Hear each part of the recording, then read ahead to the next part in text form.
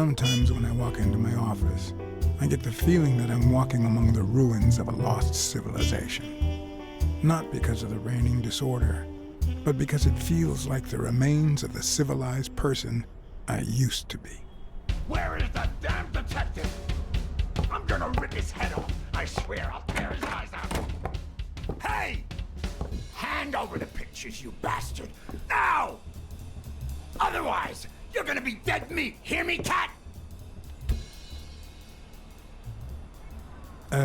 What kind of pictures are you looking for exactly? You know which ones. Me and the...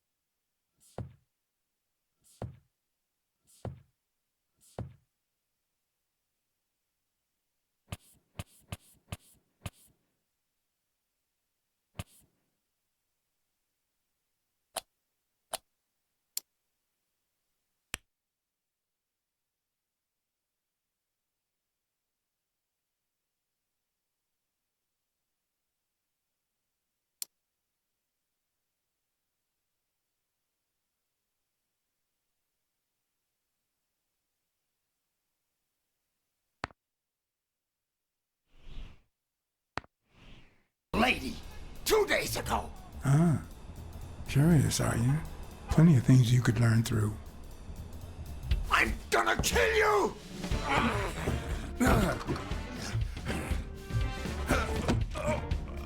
Give me the goddamn pictures! It wasn't the first time I regretted hitting a guy like him. But at least I bought enough time to aim at his soft spots.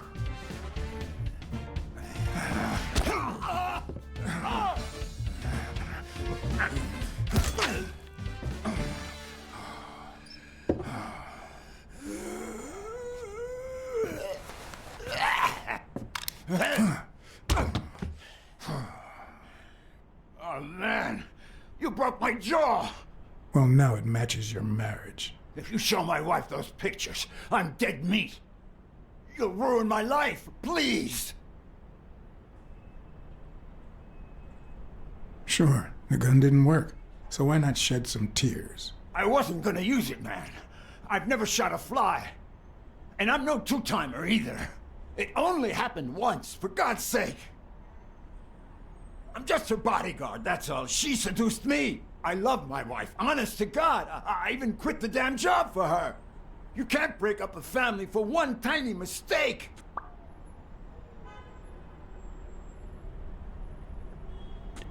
Breaking up your family? I don't think you need my help there, buddy. Okay, how about this? You give me those pictures and tell her a white lie, and I pay you 10 times what she's offering. You save my family, and you make a pretty penny. What do you say? Deal? For as long as I could remember, I had collected nothing more than bad gigs, debt, and sorrow. My self-respect and bank account were racing to see who'd hit rock bottom first. While I hated his offer, it could certainly help me start anew. Run some ads in the papers, get better clients. All right. I'll tell your wife you're clean. Get the hell out of here before I regret it, pal. 3. Thank God. 2. Put that money to good use. 1. You won't regret helping out Eugene Colbert. I promise you that. My uninvited guest had left me several gifts.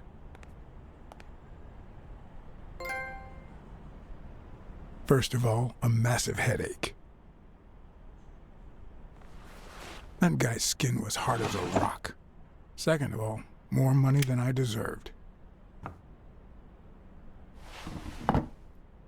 Third, the feeling that my moral compass wasn't quite as calibrated as I thought. Last but not least, the certainty that more gifts were yet to come.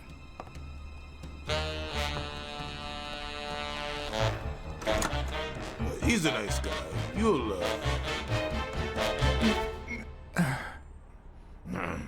You see what I said about my pal Blacksad? Doesn't even know you, and he's already offering you a seat. Yes, Jake's right, of course. That's me to a T. Please, have a seat. Shut up and listen, buddy. All right? I brought you a client.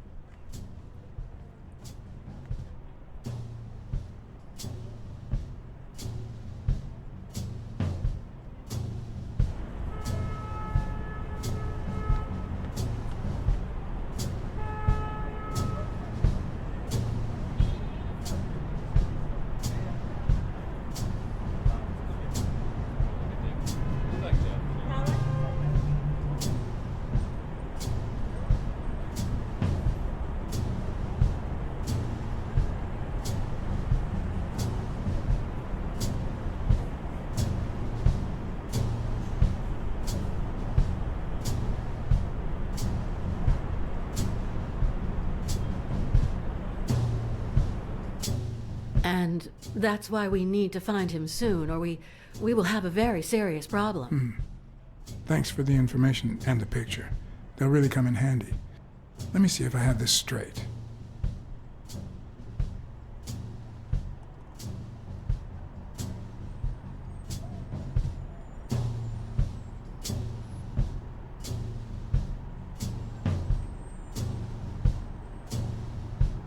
Your father, Joe Dunn, boxing manager and gym owner, hanged himself 2 days ago. Yes.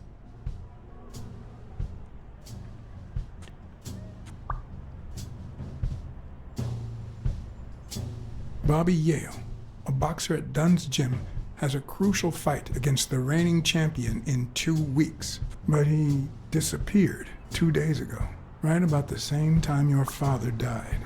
Yes. In short, if Bobby Yale is a no-show for his fight, you'll have to pay a fine. But since you don't have the cash on hand, your father's gym would have to close. Yes. So you want me to find Bobby Yale? Yes. No. Jake wants you to find Bobby. Oh, I see. Well, first of all,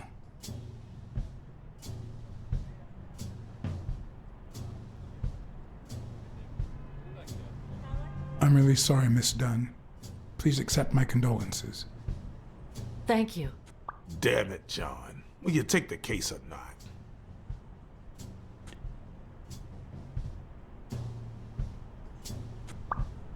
Sure. I know the money is tight, so how about this? If I solve the case, we'll see how much you can pay. I'm sure we'll find a suitable price.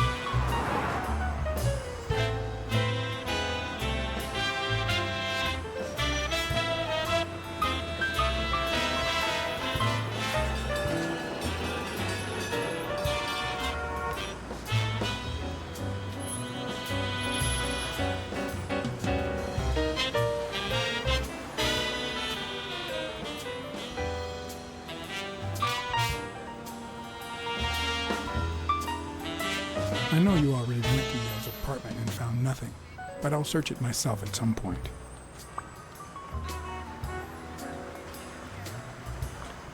That cleaning lady, Mary, Parnell, the one who found Joe Dunn's body, she works part-time at Sam's Diner, just down the road on the left, right? That's right.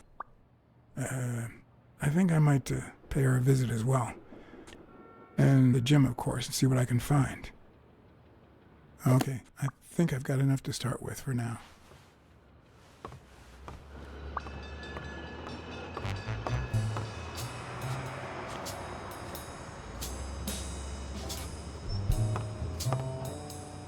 I remember that fight, back when Jake was coming up the ranks.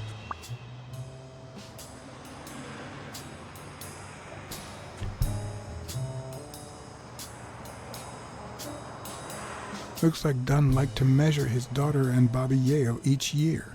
Sonia's measurements stop at 18, and there's a gap in Bobby's between ages 15 and 17.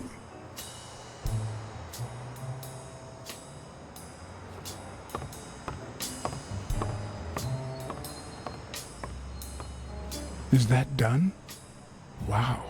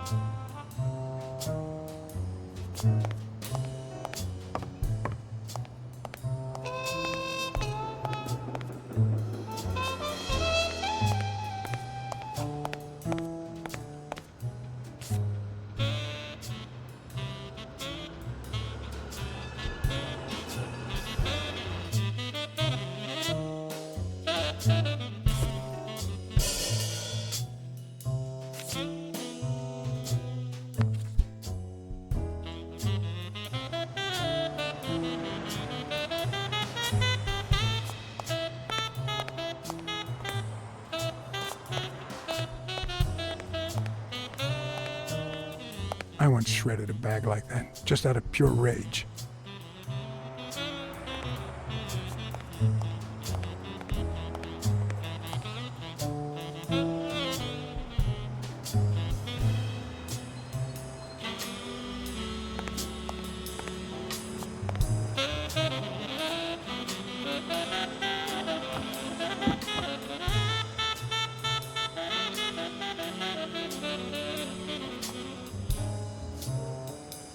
On the surface, it seems dry, but there's no dust, and it's damp underneath. It could have fallen the day Dunn died.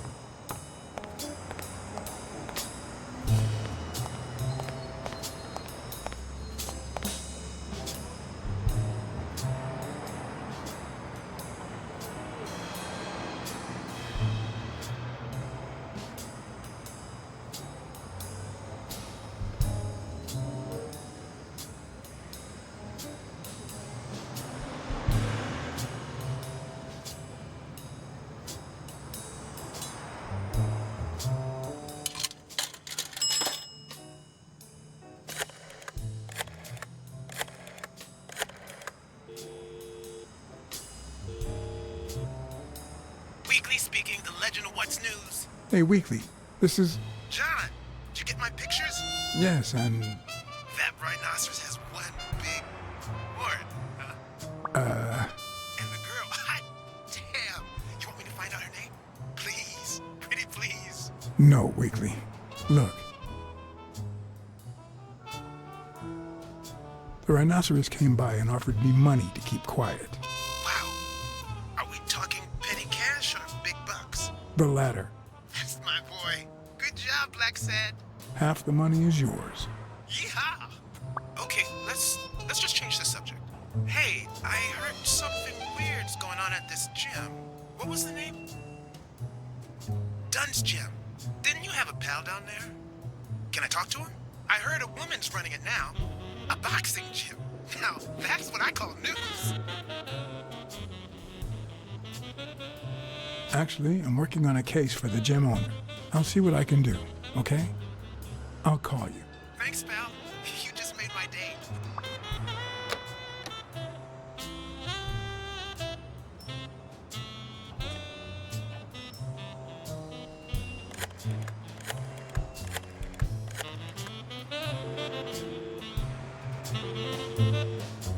Hello? Blacksad here. Please don't tell me my husband.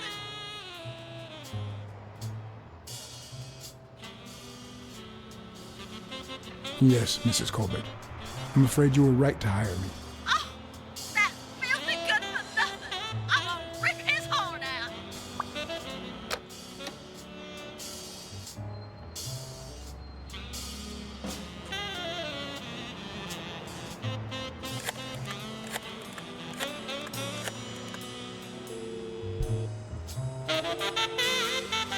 Smirnoff. Joe Dunn, the boxing coach.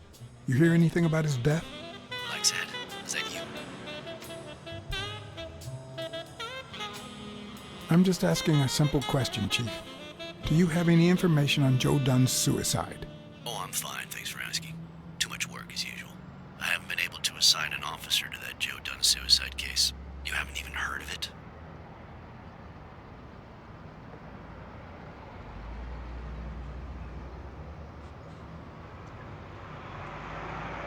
Joe Dunn's daughter hired me. But I still don't get it. Any signs of foul play?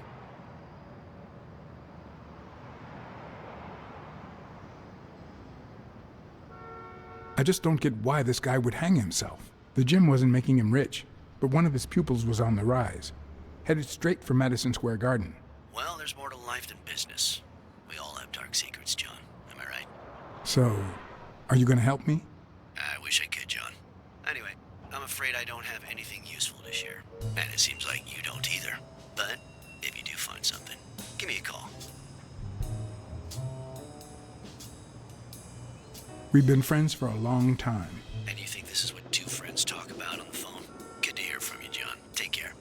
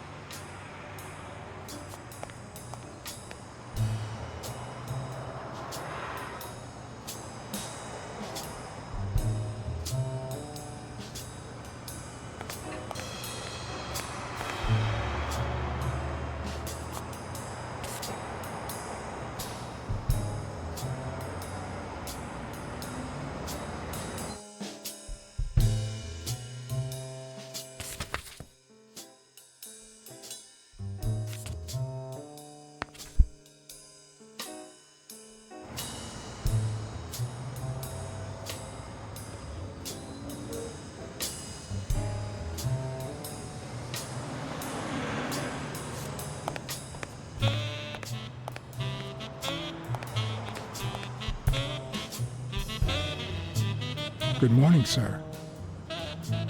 Hi, good morning to you. John Blacksad, Private Eye. Would you mind if I asked you a couple of questions? Not at all. Proceed, Your Honor. Were you here on Sunday afternoon? Yes, indeed, kind prince.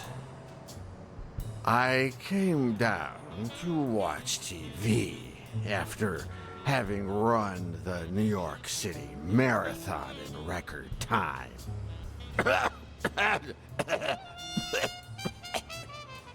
Pleasure to meet you, sir.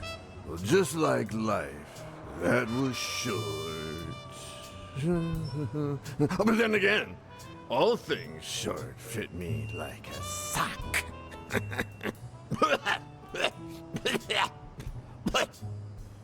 It just so happens that you can, apple of my eye, do this old man a favor and bring him some sustenance. All right.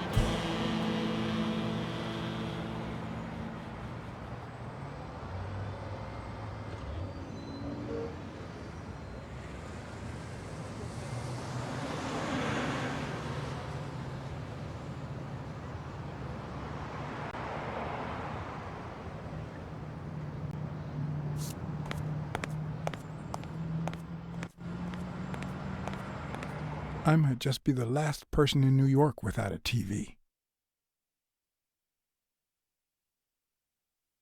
Maybe that's how I should spend the bribe money.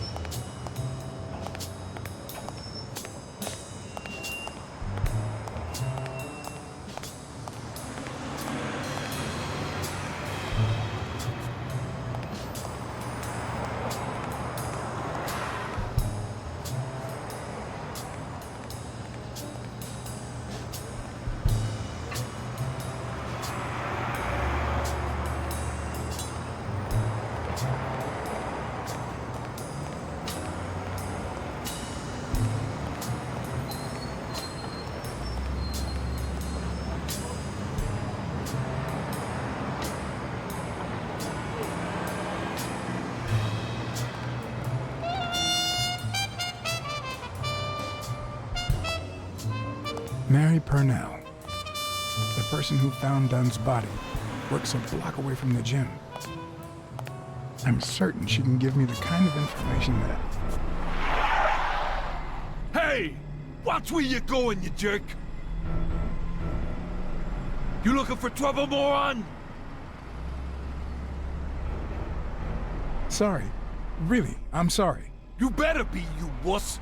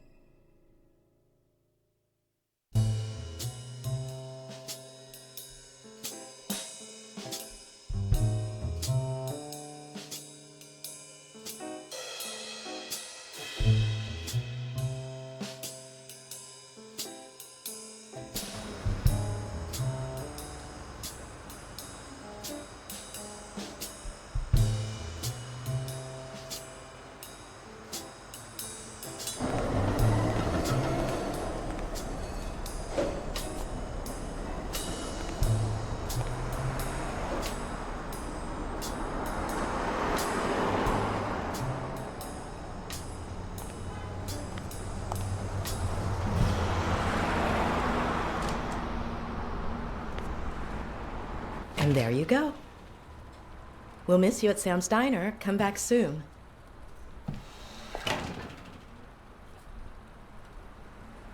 Welcome to Sam's Diner. What can I get for you? Blacksad, Private Eye. I work for Sonia Dunn. I need to ask you some questions about Joe Dunn.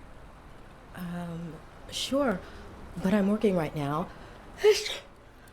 Maybe later? Please, I need to find Bobby Yale as soon as possible. And I think you can help me. All right.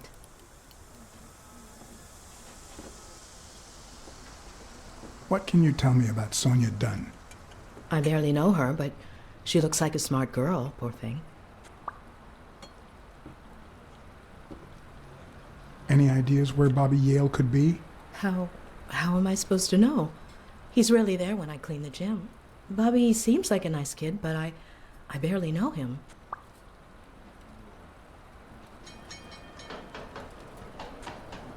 What do you think about Jake Ostiambi? Who? Who's that? A big gorilla. Boxer, too. A friend of Joe Dunn's. Oh, yeah. I barely know him. I don't like how he looks at me. Can I ask you about your job? Which one?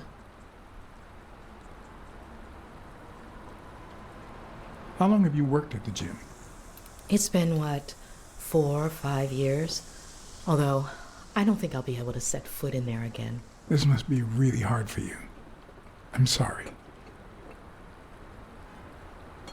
Tell me about your work here in the diner. Oh, it's wonderful. I love it. My boss. Oh, glad to hear that. Other than the diner and the gym, you don't work anywhere else, right? I wouldn't have the time, although I'm not sure I want to continue working at the gym.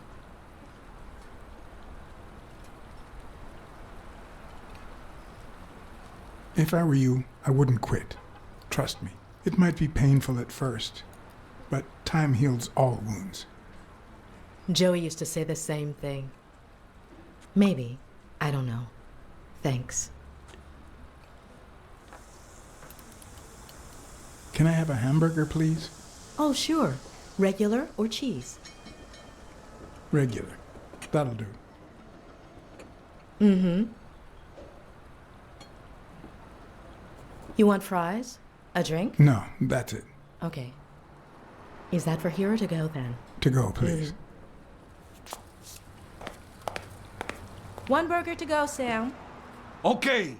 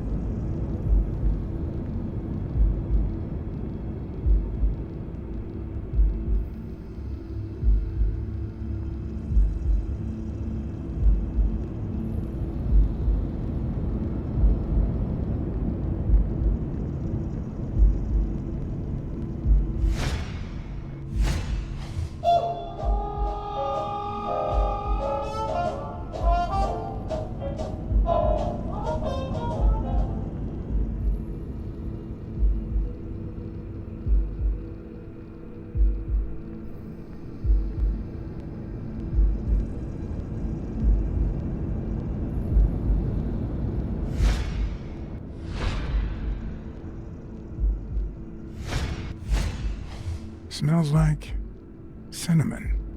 No, cinnamon and burgers.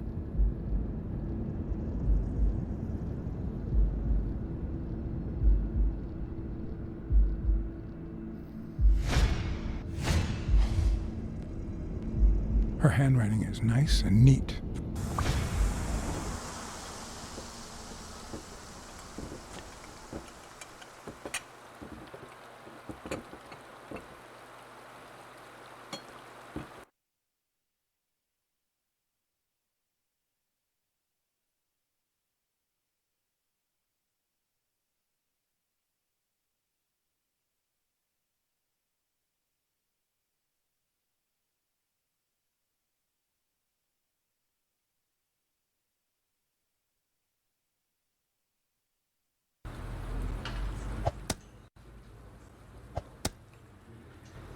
Your burger is ready.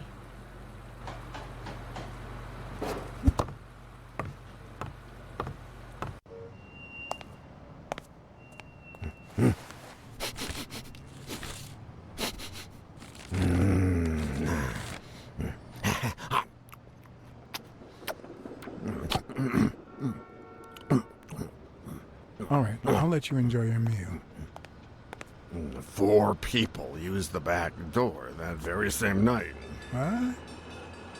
Well, I might be blind as a bat, but as you can certainly see, I have 2 wonderfully functional ears.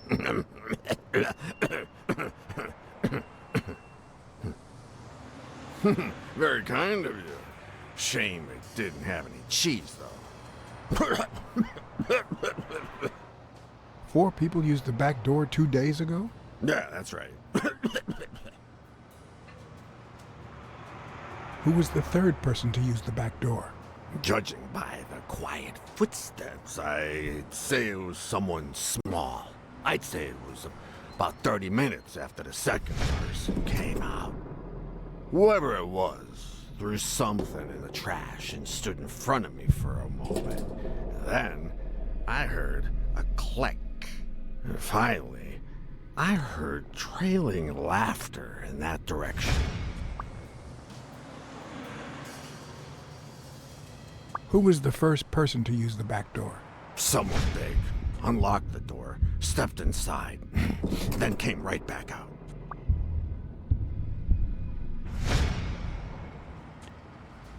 Who was the second person to use the back door? A man, just a few minutes after the first person. He came back out muttering, "Ungrateful bastard." Then he threw something in the trash and walked back in. Oh, no, wait. Before that, he gave me a coin. A coin? I mean, do I look like I need spare change, huh? I mean, I'm staying at the million-star hotel, for God's sake. Who was the fourth person to use the back door? Someone big. I recall heavy breathing. The person left in a hurry, running in that direction.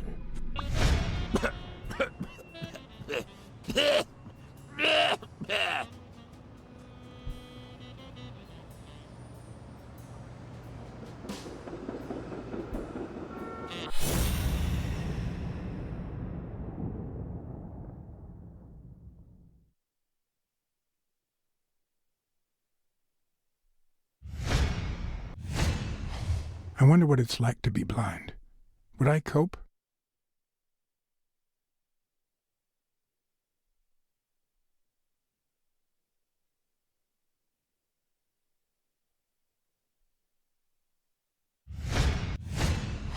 Blind and legless. How does he get by?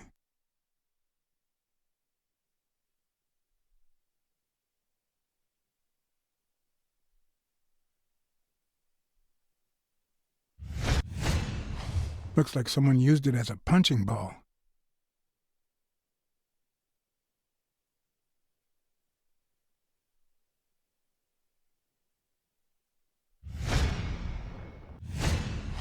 Looks like someone used it as a punching ball.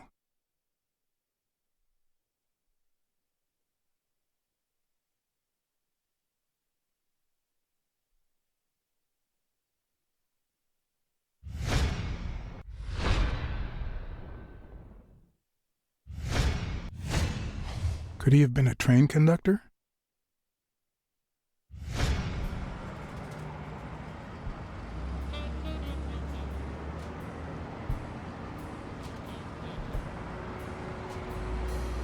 There's a chest expander in your cart. A what expander? A thingamajig with 3 springs. Oh, the thingamajig with springs. Oh, I got it from the trash, back there.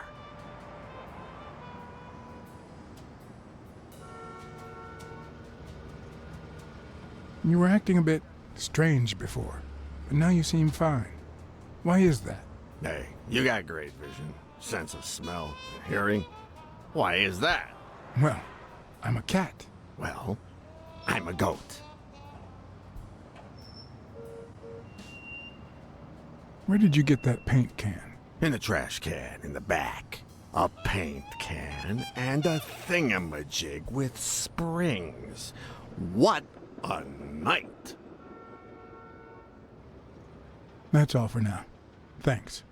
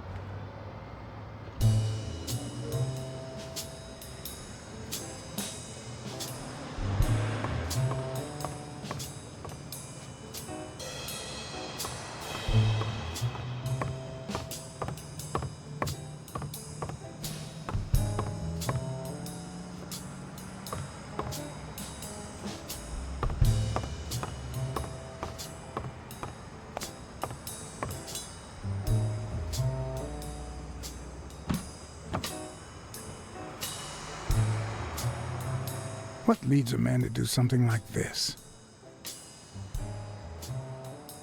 Life's already dealt me a fair share of blows, but...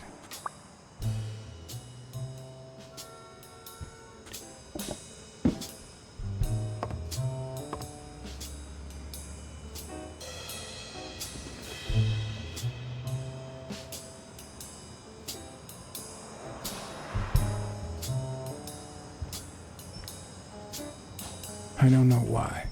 Something just doesn't add up.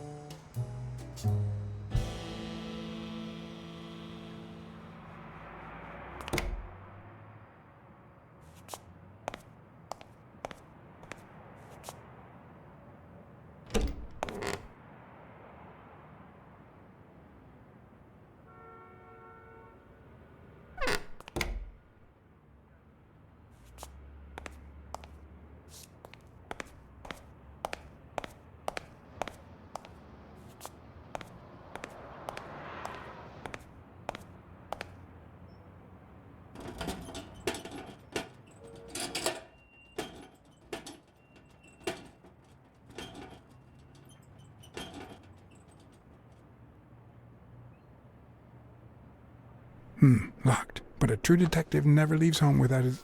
Huh? Sometimes even the most experienced detective has to go home to get his lockpicks.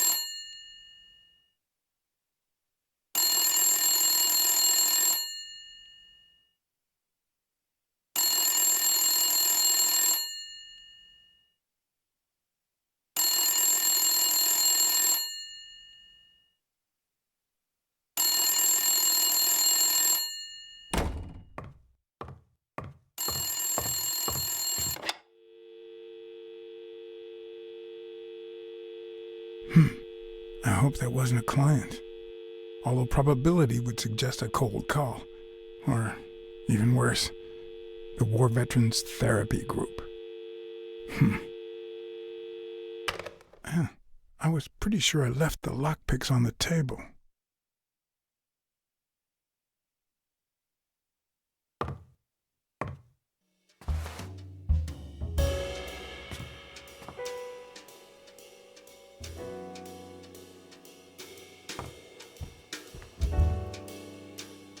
Yep, that's where I left my lockpicks.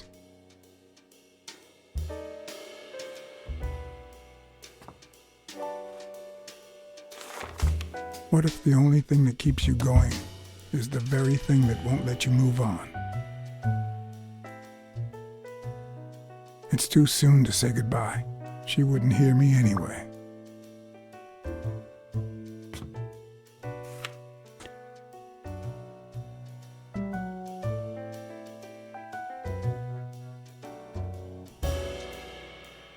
Here's a tip for aspiring detectives.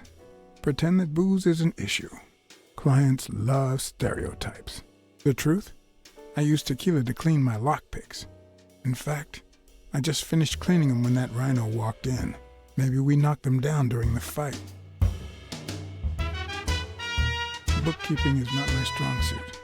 I'm good with expenses. It's the income I don't get.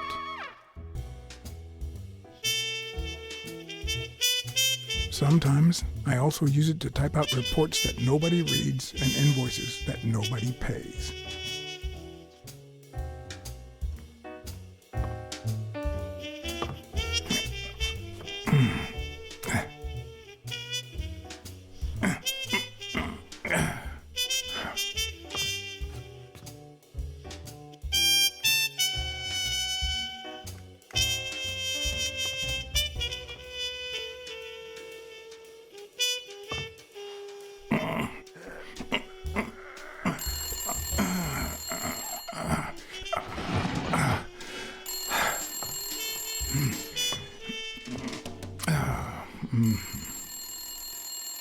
Most detectives feel safe with a gun in their pocket.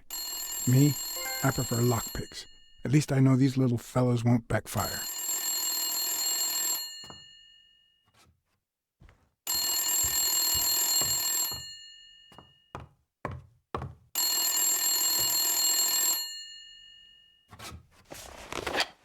Where the hell did you go, John? I thought you were on the case. Hey, I'm just doing my job. Next stop, Bobby Yale's place. All right. Just try to be a bit more communicative. You made a crappy impression, and now Sonia has second thoughts about you.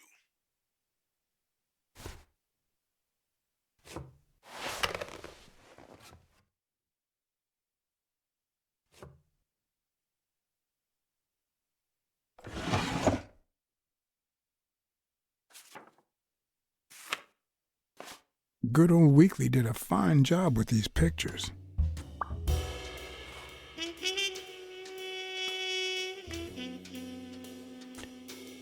I wonder if that rhino would ever have the nerve to use it.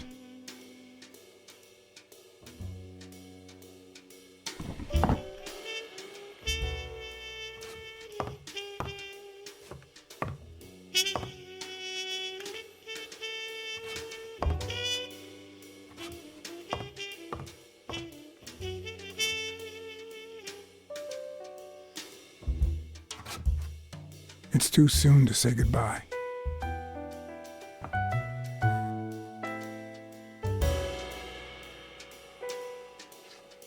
What did you do to earn the admiration of a millinery culture, distant cousin?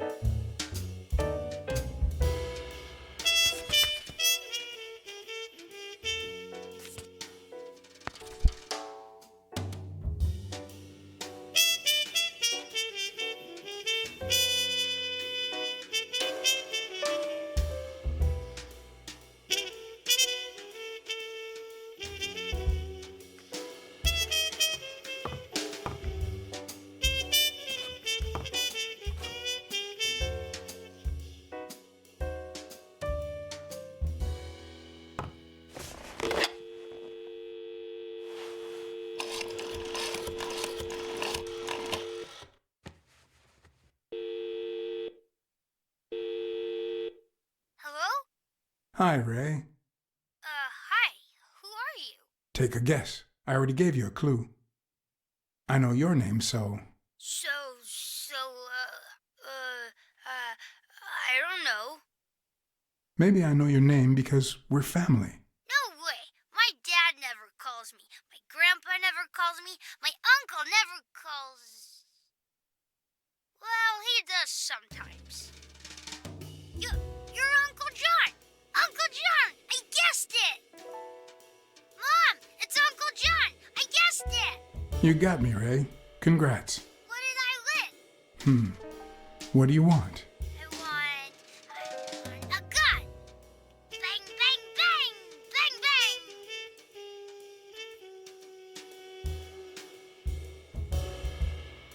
bang! All right. You've earned it.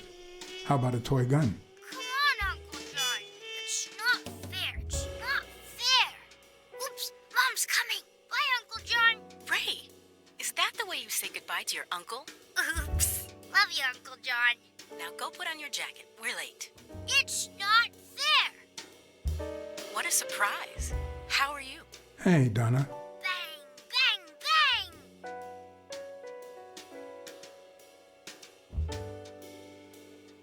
Everything's fine. Don't you worry about me. I do worry about you. Especially when you tell me not to. Yeah, can't argue with that. Hey, we're kind of in a hurry.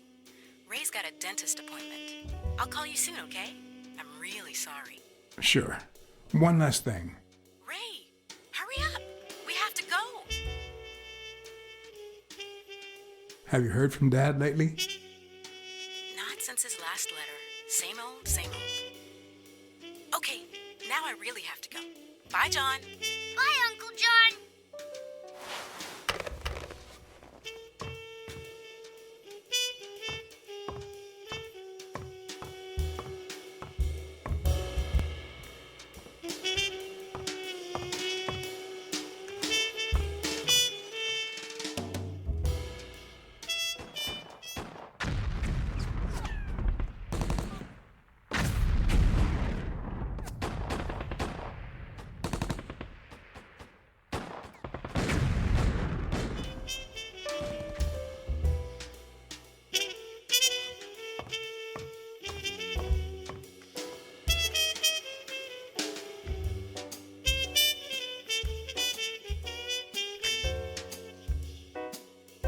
I never understood why I had to be born in New York. But the real issue is why I'm still here.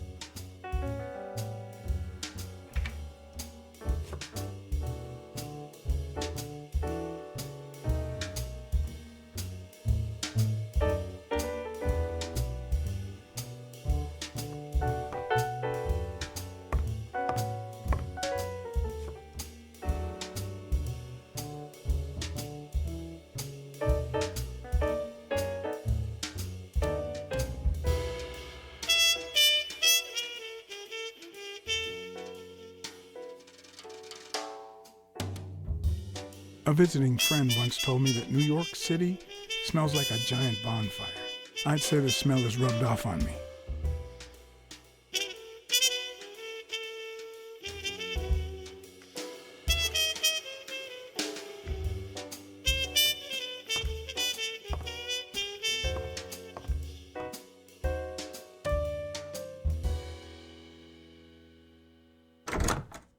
Looking back, I wish I'd never found my lockpicks. Maybe I wouldn't have gone back to the gym. All hell was about to break loose.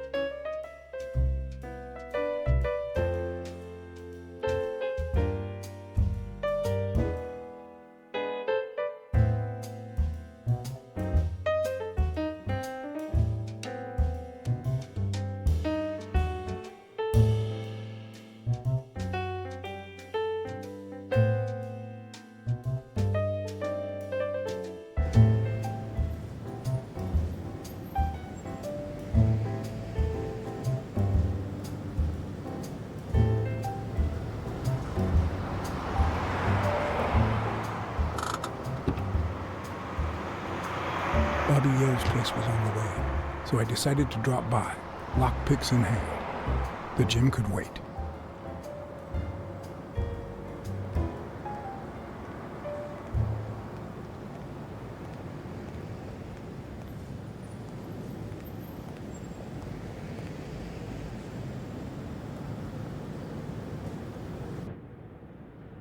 Sonia and Jake had already searched the place, to no avail.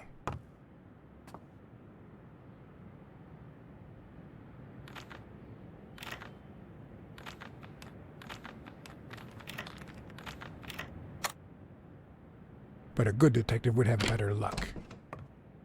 I know it might not seem like it, but...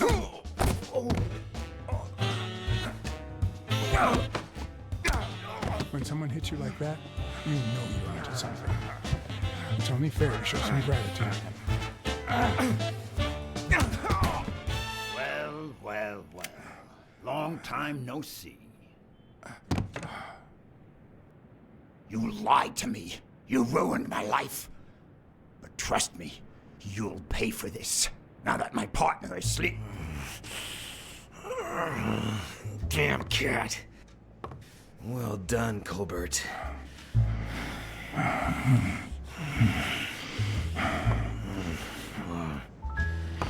Now.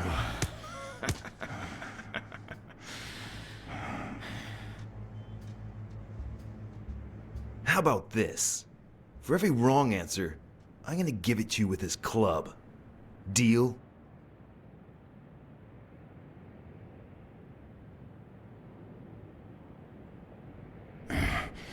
Didn't we just witness your lack of aim? Wrong answer. First, second question. What the hell are you doing here?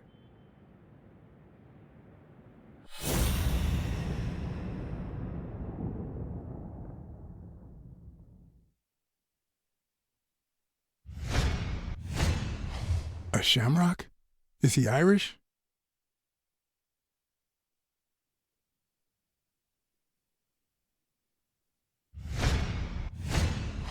It should start to swell any moment now. Seriously, what the hell are you doing here? Are you of Irish descent? I've got an Irish boss, just like my friend Colbert here. I'm sure the name O'Leary rings a bell, right? Desmond O'Leary. If you live in New York City, you've certainly heard of the richest bookie in town. After everything that's happened, I was beginning to feel like this case was finally moving forward. Wrong answer! But I was wrong. Seriously, what the hell are you doing here?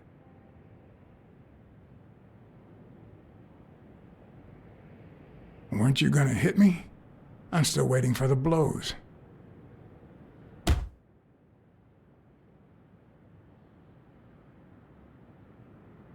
Happy? Seriously, what the hell are you doing here?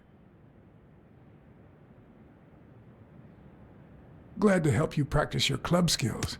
You need it. Yeah, I love honing my skills.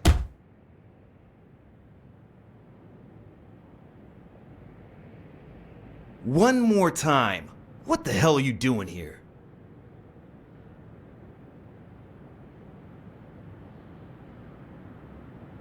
I know your friend Colbert and his wife. Now he wants to insult you. All right then, he's all yours. All right. Now it's your turn. I'll call the boss.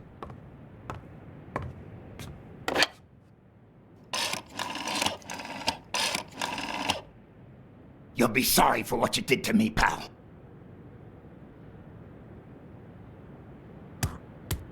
Desmond, we caught some damn detective snooping around Bobby Yale's place. Yeah, hired by Dunn's daughter. Safe and sound? What do you mean exactly? Oh, sure. Will do. Colbert, stop hitting him, you beast. What a shame. We were just getting to know each other.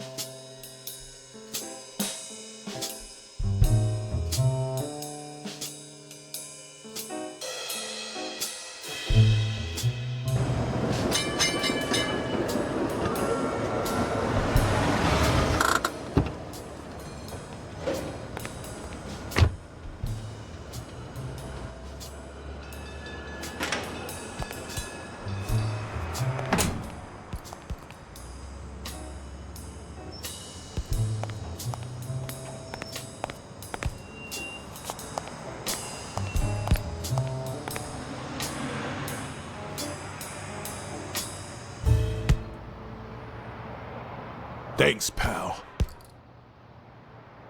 So, what else can you tell me about Dunn's death? Well, not much. My memory's not what it used to be.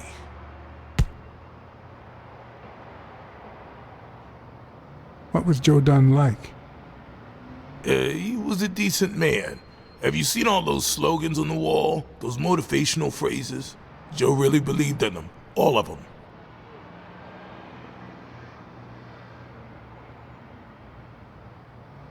He played the saxophone, right? Yeah, pretty well for a white boy. But he quit when his wife died.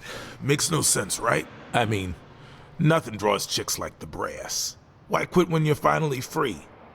Ha ha ha ha.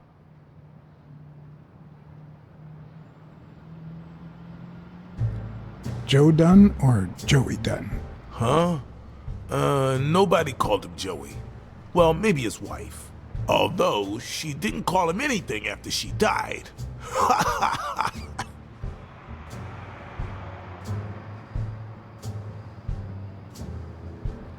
found an empty wine bottle on the rooftop. Did Joe Dunn drink? Only for a while, back when his wife died. But eventually he quit. After that, he'd only drink on special occasions.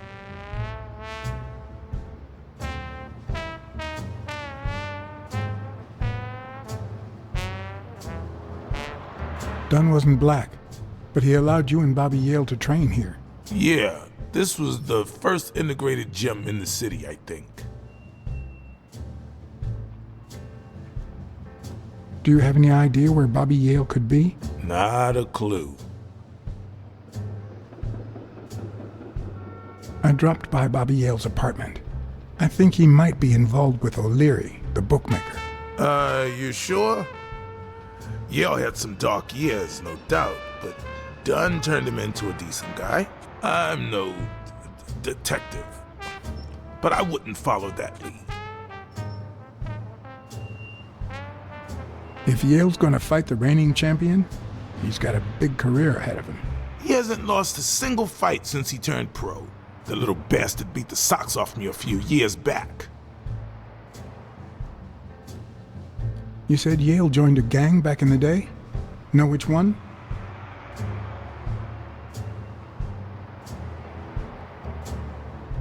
Hell, I don't know, John. This is New York City. There are more gangs than people. Do you know any of his relatives? His father, Avenarius. Avenarius? The boxer poet? Didn't he disappear 20 years ago? Yeah, and his wife, Bobby's mom, died shortly after. Dunn is the closest thing the family the poor kids had ever since. What can you tell me about Sonia Dunn? She's hot, ain't she?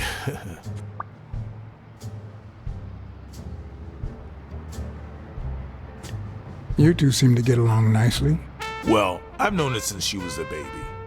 but she sure has grown, if you get my drift. I hadn't seen her since she left for college about 4 years ago. It seems like her father's death didn't really upset her. Well, she likes to play it cool, which makes her really hot.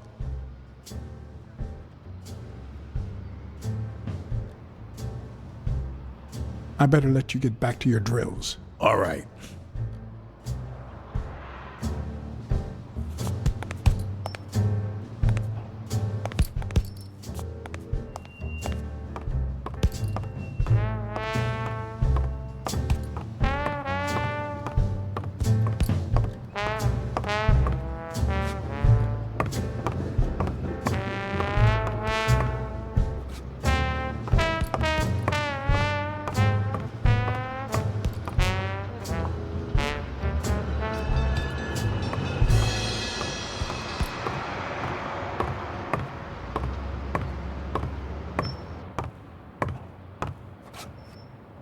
Miss Dunn, can I run a couple of questions by you?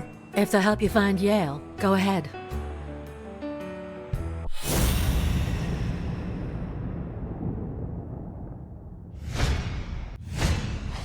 Big, bright eyes. Looks well rested. Either she didn't mourn her father, or she really knows how to work that makeup.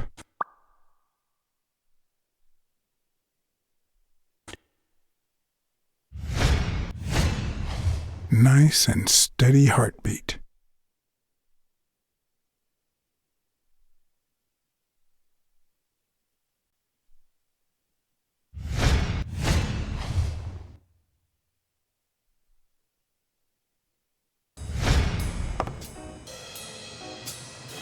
What the? What's wrong? Someone's taking pictures from the rooftop. Are you sure? I'll go take a look.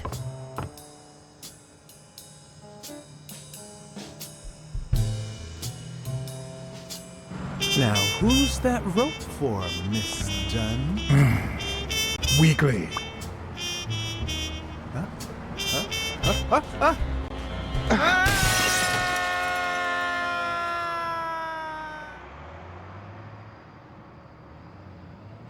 Now, who's that rope for, Miss Dunn? Weekly.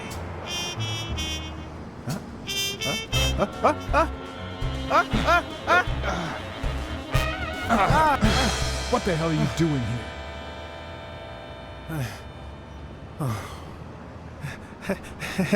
here? Hey, look! Isn't that Cassidy?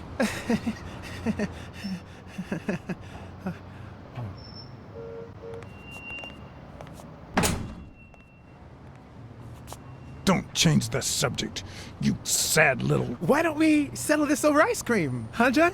Just like in the good old days. How did you get up here? I don't want anyone to see you.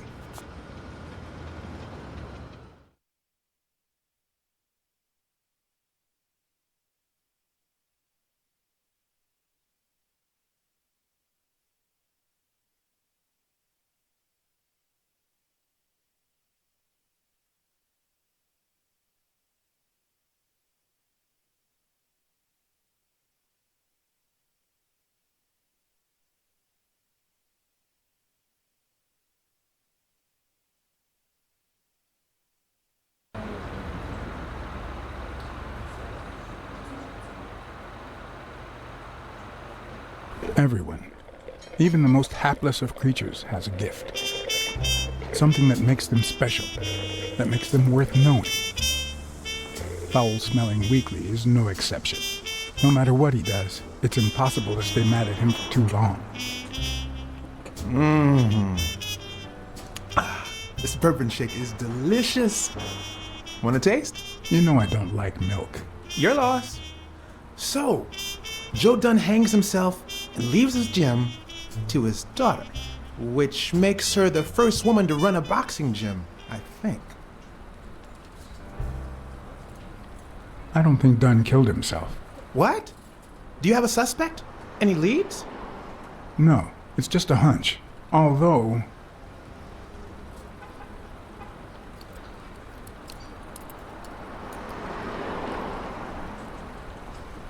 I haven't identified the murderer just yet.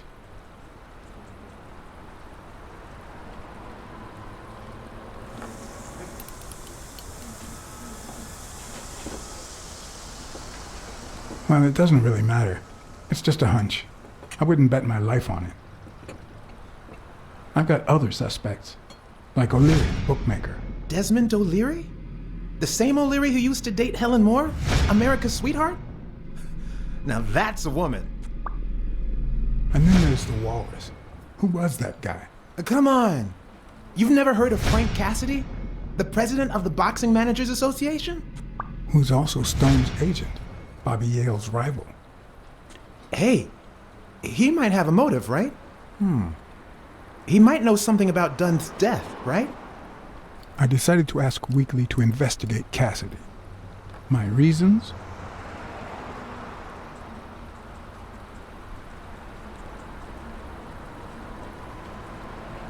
Weekly was right. Cassidy could have had a motive to kill Dunn. Weekly had already proven to be nosy. The farther I kept him from the gym, the better. But with Weekly, you just never know what the best approach might be. Should I give him an order or a subtle suggestion?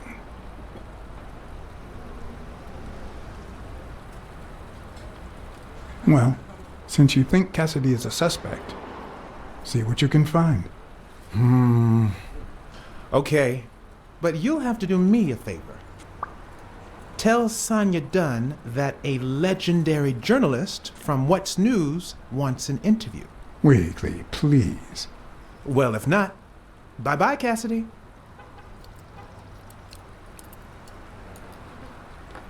You know, there's a third option.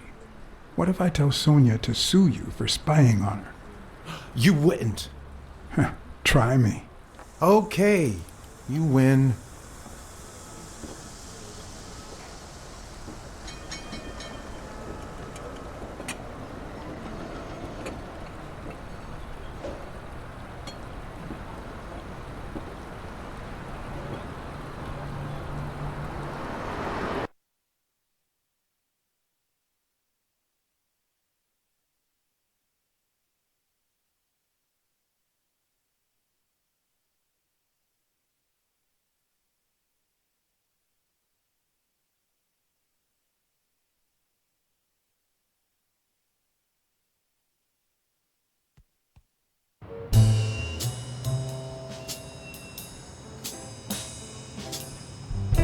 So, was there really someone on the roof?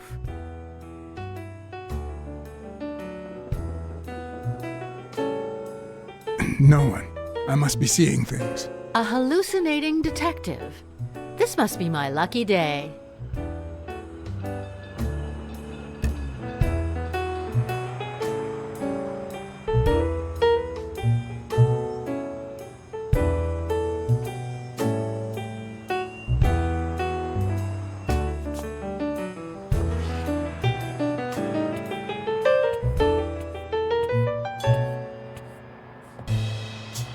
Dunn kept files on the gym's staff and clients. Name, address, and date of birth.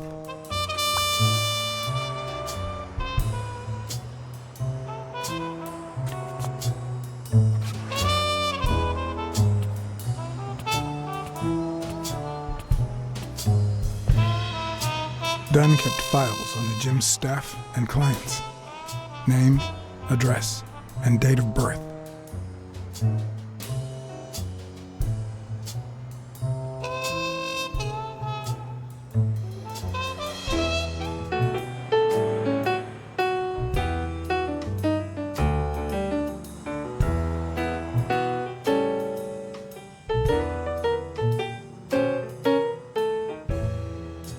Did you and your father get along?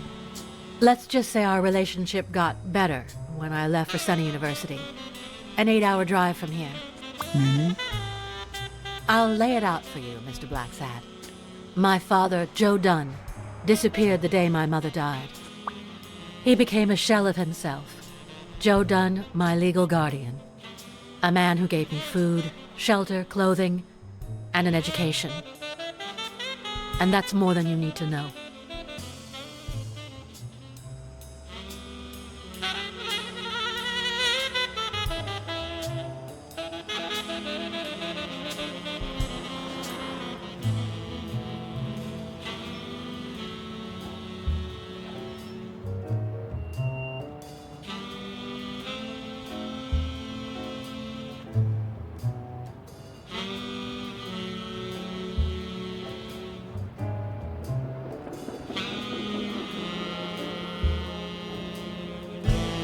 What's in those papers you're going through? Red tape. Great.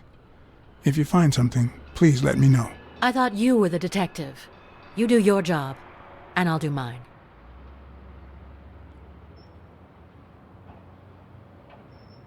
What can you tell me about Jake? I thought you were friends. Guess I was wrong. He and my father were friends, so don't go down that road.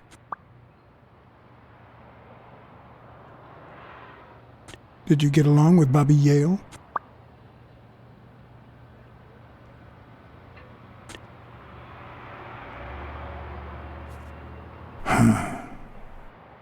Okay. Forget it. I wouldn't give a damn about him if it weren't for this stupid Jim his stupid fight is supposed to save. Happy?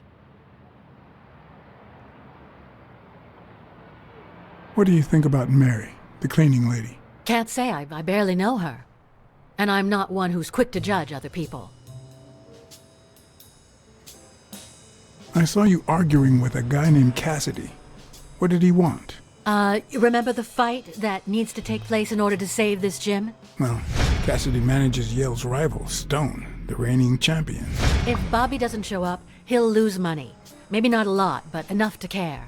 Did you find anything interesting in those papers? No. Investigation work takes time, as I'm sure you know.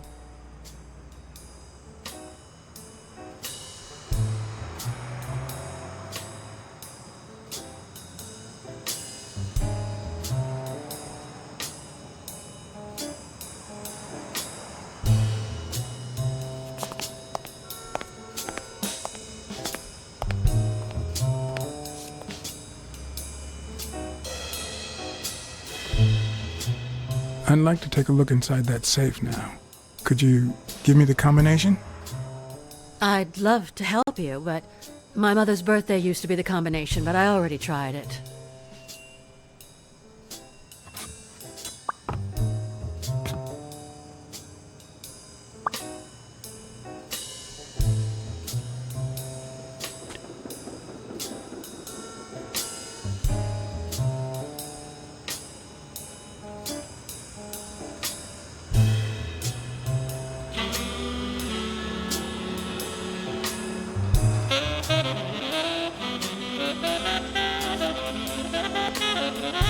Seemed like a happy family.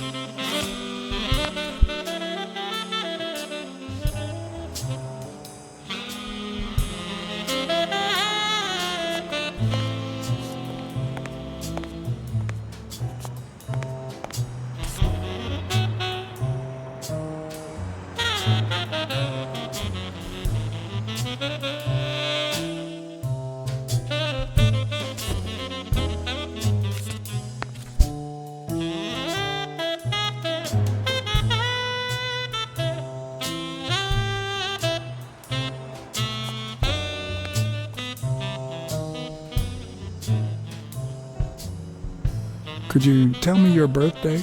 Of course, March 6th. And the year? I'm 24, Mr. Blacksad. You do the math. No luck.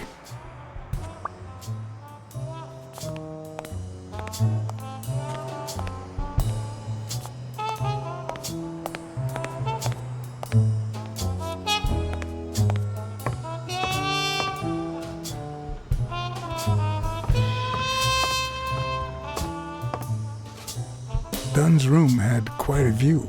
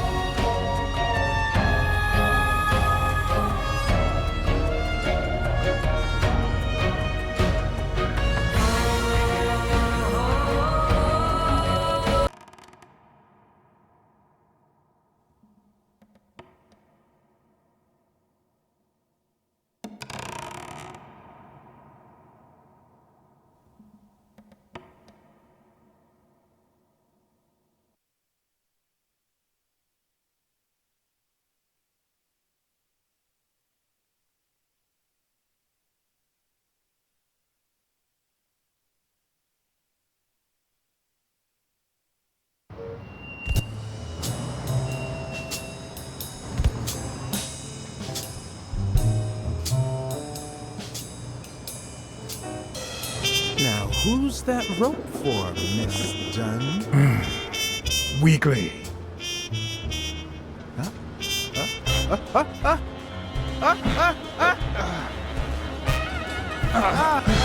What the hell are you doing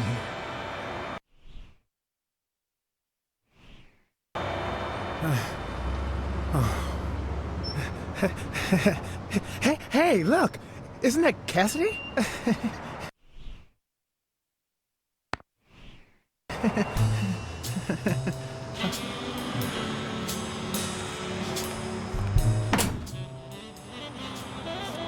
Don't change the subject, you sad little... Why don't we settle this over ice cream, huh, John? Just like in the good old days. How did you get up here? I don't want anyone to see you.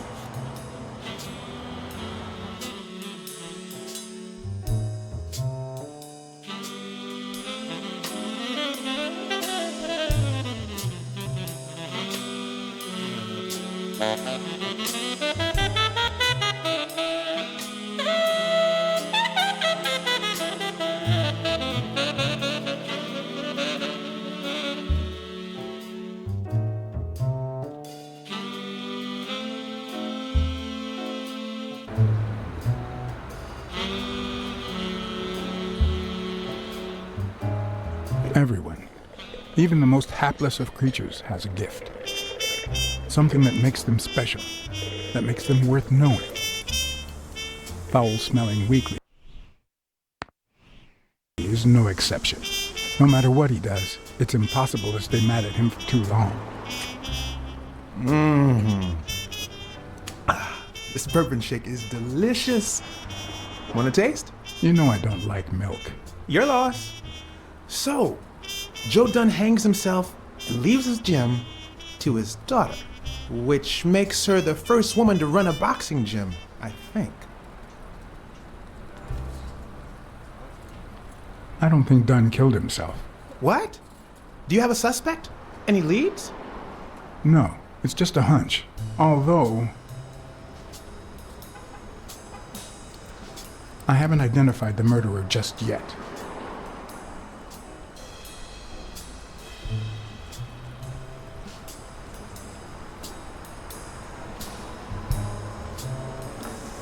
Well, it doesn't really matter. It's just a hunch. I wouldn't bet my life on it. I've got other suspects, like O'Leary, bookmaker. Desmond O'Leary? The same O'Leary who used to date Helen Moore? America's sweetheart? Now that's a woman. And then there's the walrus. Who was that guy? Come on. You've never heard of Frank Cassidy? The president of the Boxing Managers Association? Who's also Stone's agent, Bobby Yale's rival. Hey, he might have a motive, right? He might know something about Dunn's death, right? I decided to ask Weekly to investigate Cassidy. My reasons?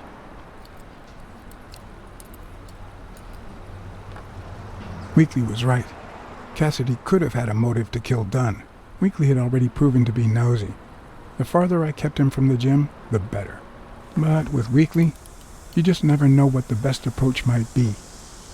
Should I give him an order or a subtle suggestion? Yeah, you might be right about Cassidy. But, it won't be easy to make him talk. He seems like a pretty tough cookie. Only a thorough and efficient detective could pull it off. But the problem is, I already got enough on my plate. You're a lucky man, John Blacksad. I don't follow. You just found the thorough detective you need. Oh, of course. What a great idea. How did I not think of you? Hey, don't sweat it. But you'll have to do me a favor. Tell Sonia Dunn that a legendary journalist from What's News wants an interview. Weekly, please. Well, if not, bye-bye, Cassidy. You know, there's a third option. What if I tell Sonia to sue you for spying on her? You wouldn't. Try me. Okay, you win.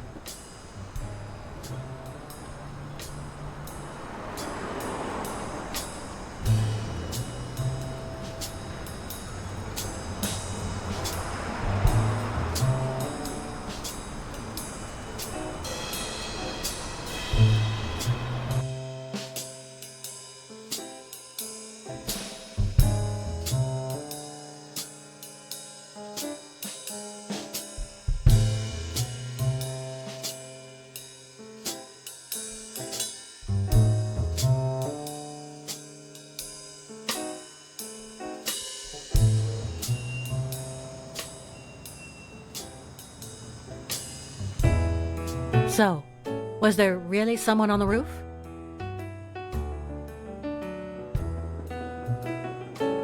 No one. I must be seeing things. A hallucinating detective. This must be my lucky day.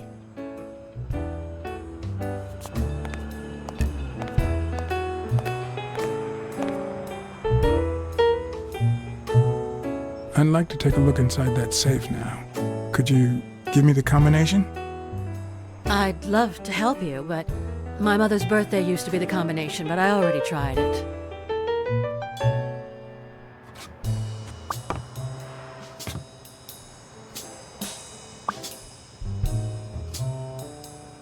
Could you tell me your birthday?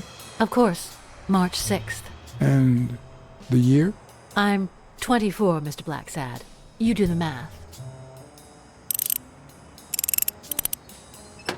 No luck.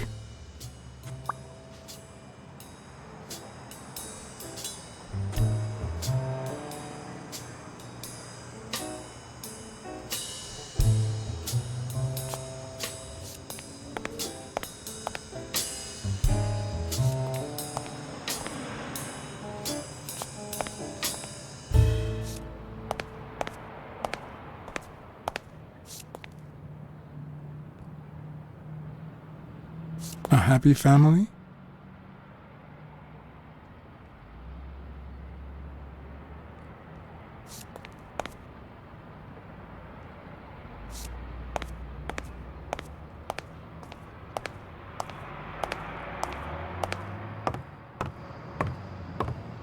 Dunn's room had quite a view.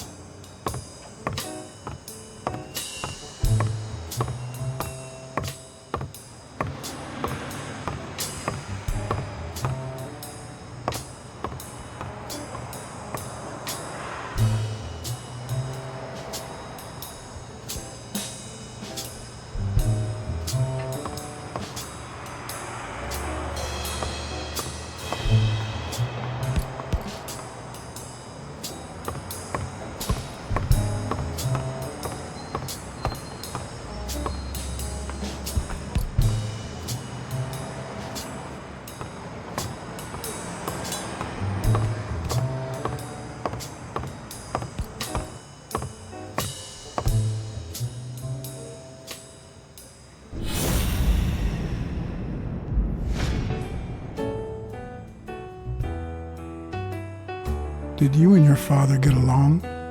Let's just say our relationship got better when I left for Sunny University. An 8-hour drive from here. Meaning? I'll lay it out for you, Mr. Blacksad.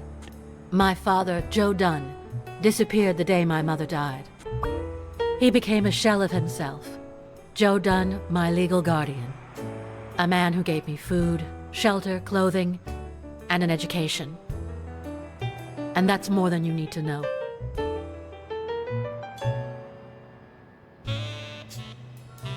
What's in those papers you're going through? Red tape. Great. If you find something, please let me know. I thought you were the detective. You do your job, and I'll do mine.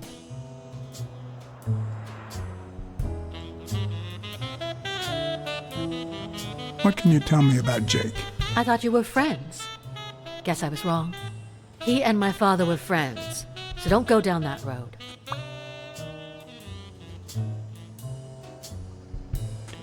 I saw you arguing with a guy named Cassidy. What did he want?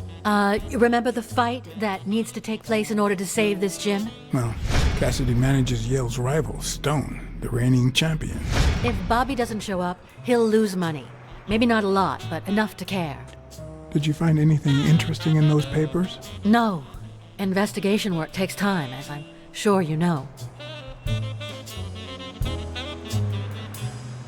Did you find anything interesting in those papers? No. Investigation work takes time, as I'm sure you know.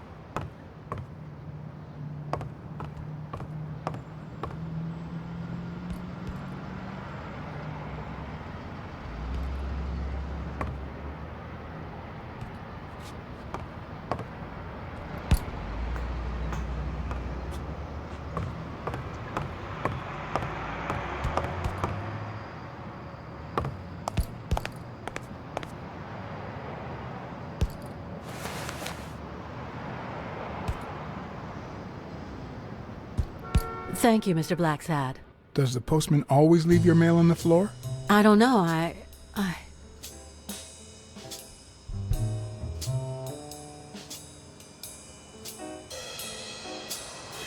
What's wrong? It's my mother's wedding ring.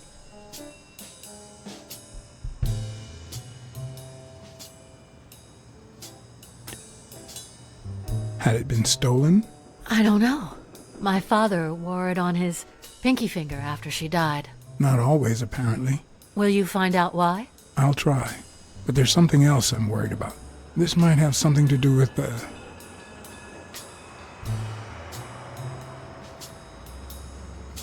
your father's death and Bobby Yale's disappearance. Oh my, yes. It could be. Will you please give me a moment? Of course.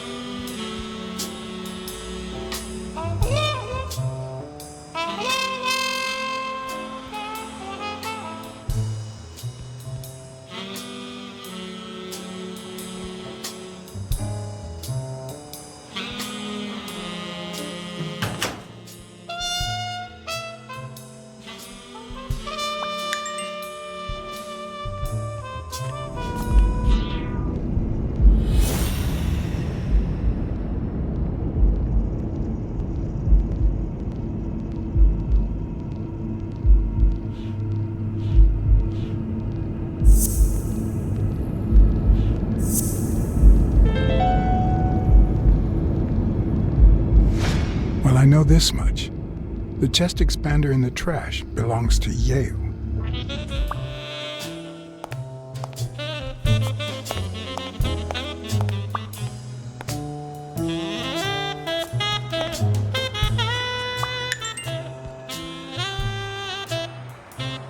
The racist brain is so full of hatred that there's no space for trifles such as common sense or, say, spelling. But this most cultured writer spotted the error and attempted to correct it. Not sure what to make of the outcome.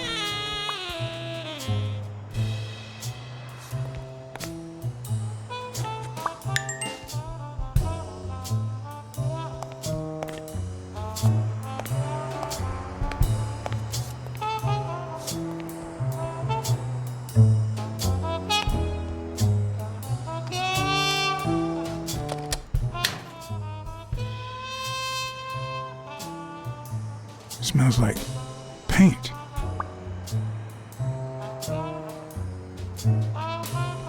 The proud South.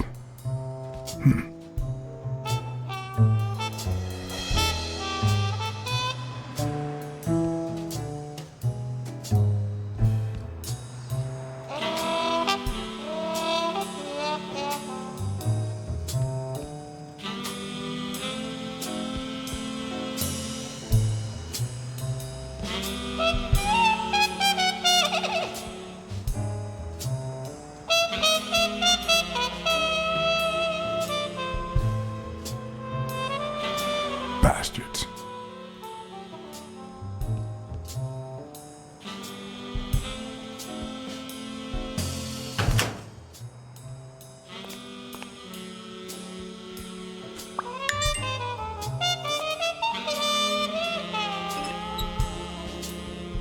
Of course.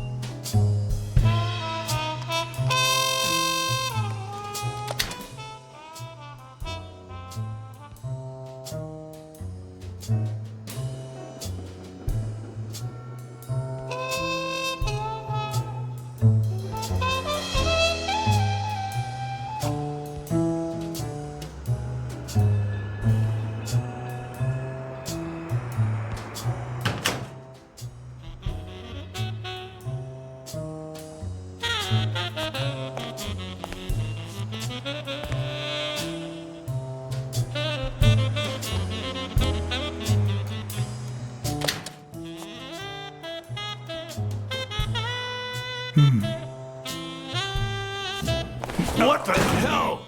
Hey, Jake, give me one good reason not to smash in your face. What the hell are you doing in my locker? I'm a detective. That's what I do. Yeah, and my friend too. But that's what I thought. Get off me. Sometimes, John, I could just punch you.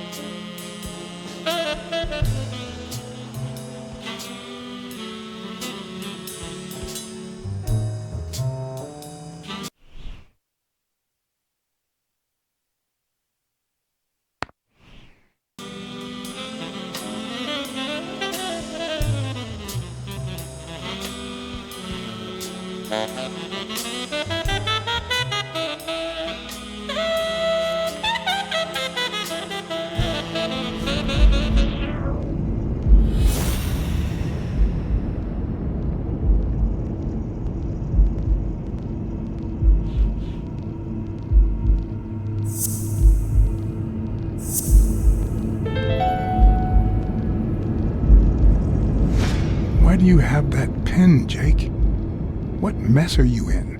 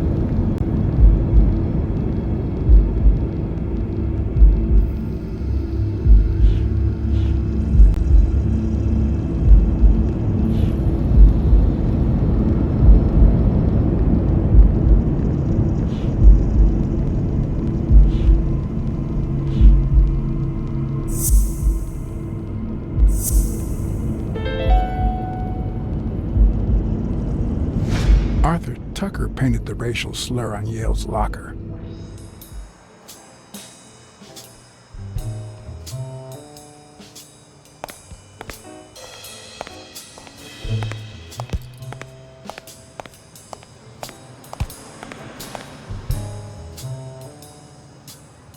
Okay, Jake. I told you. Desmond O'Leary. Huh? I know you work for him. Now you're just making stuff up. Why would you say that?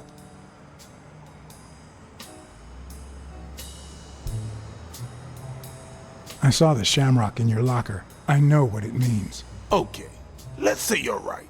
So what? What are you gonna do, huh?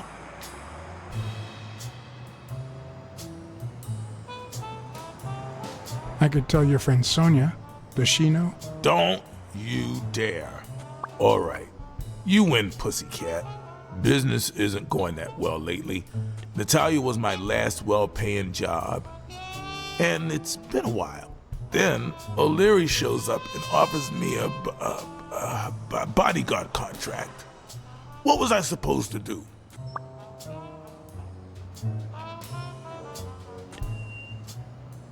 You could have said no. Yeah, like you never take, shady business.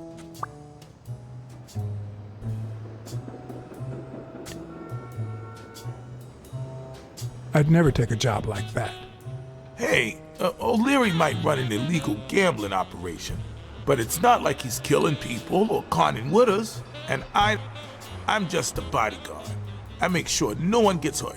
What I do, including my contract and paycheck, is 100% legal. How bad can that be?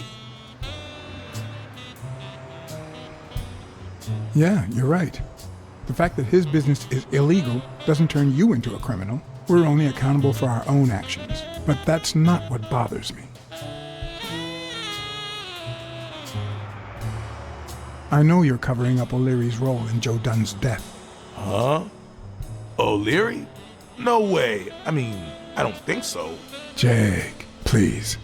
Well, I guess there's no point in hiding it now. I was here the day Dunn died. Go on. I had to take care of some business for O'Leary. He makes me wear the shamrock when I work for him. As you know, I left the damn thing in my locker. Say no more. You came in the back door.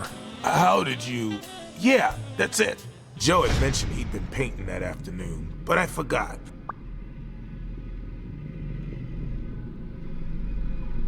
I stopped in my tracks when I saw him screaming bloody murder at Bobby Yale at the top of the scaffold. What exactly was he saying? Something like, if you do that, I'll call off the fight and make sure you never set foot in this gym again. I didn't want them to see me, so I left. Jake, why didn't you tell me? See, I knew you'd be mad. Obviously. I'm sorry, John. I should have said something. Don't worry. We all make mistakes. Time to go. I need to think about everything you just told me. Thanks, John.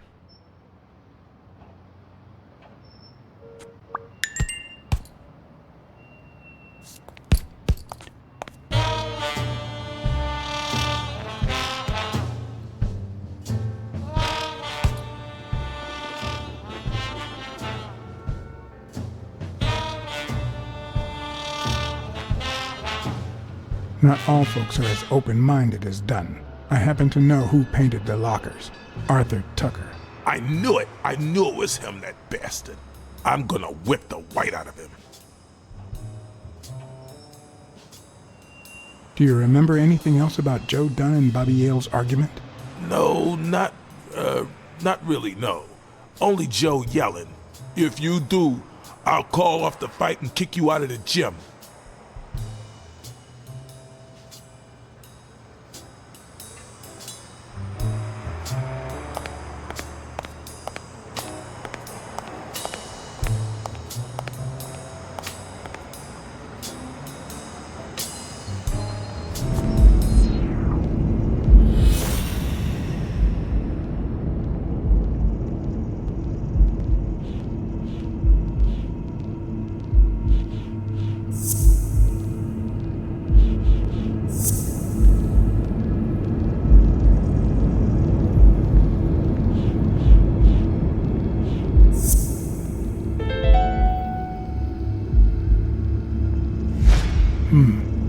Were Mary Purnell and Joe Dunn an item?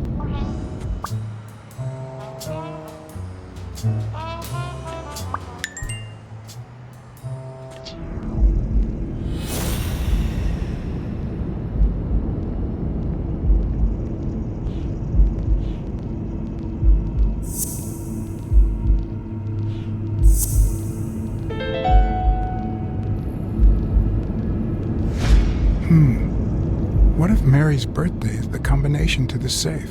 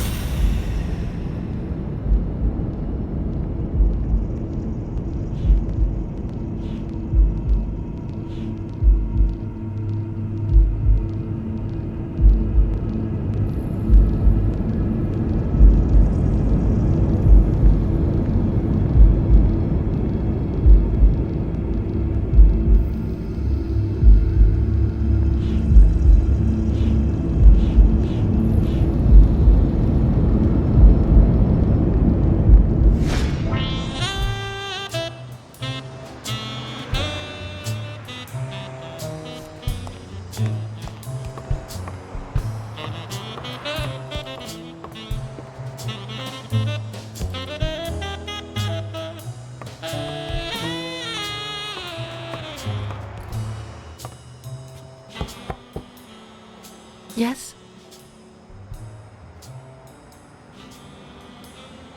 Feeling any better? Yeah, I guess. Thanks.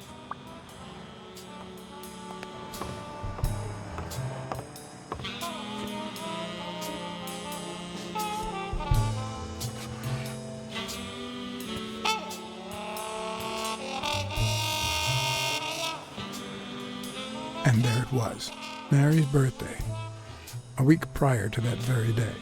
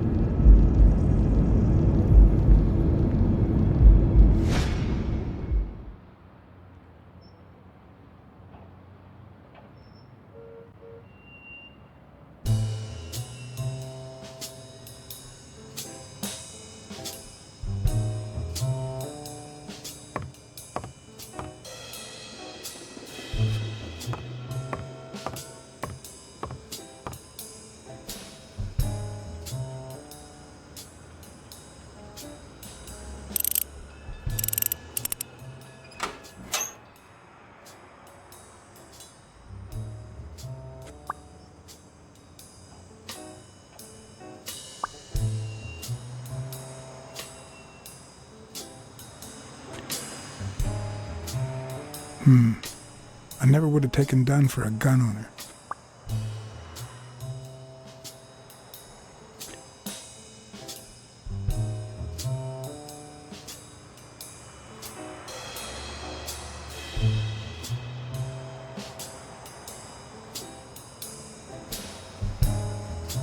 You open the safe? Yeah, and I think you need to see this. Can you tell me what it says? All right. I think this might be useful for the investigation, Mr. Detective. He left everything to me, except some boxing trophies and knickknacks that'll go to Bobby Yale.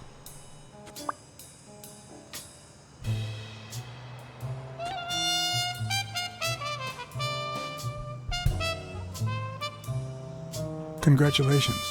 You're one lucky lady. I'll pretend I didn't hear that.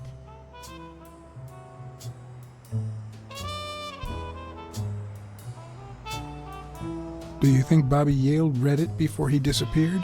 Maybe.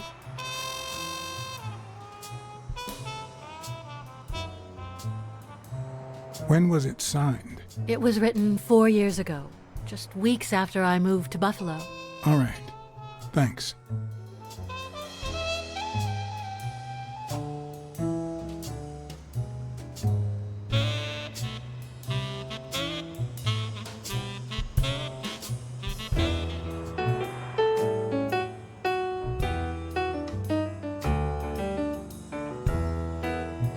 I never asked about the gym's insurance.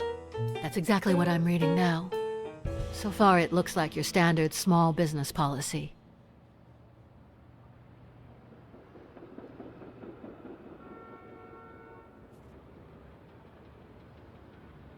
I think I know who had your mother's ring. You do?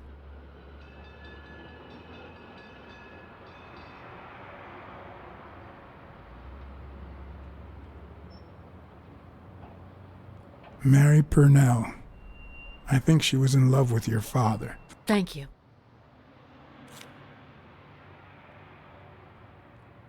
Thank you.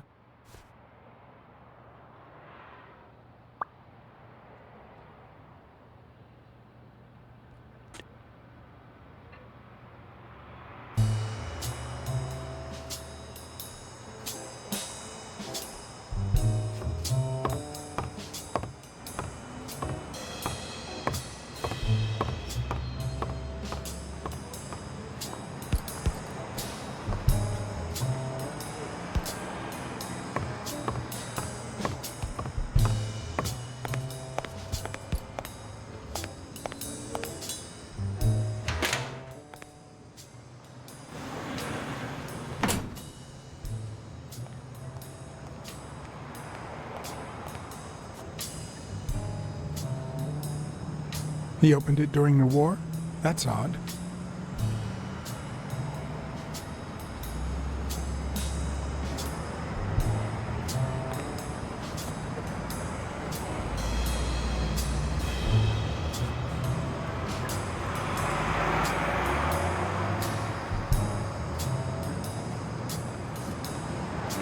I'd prefer a yellow Cadillac, but I can't complain.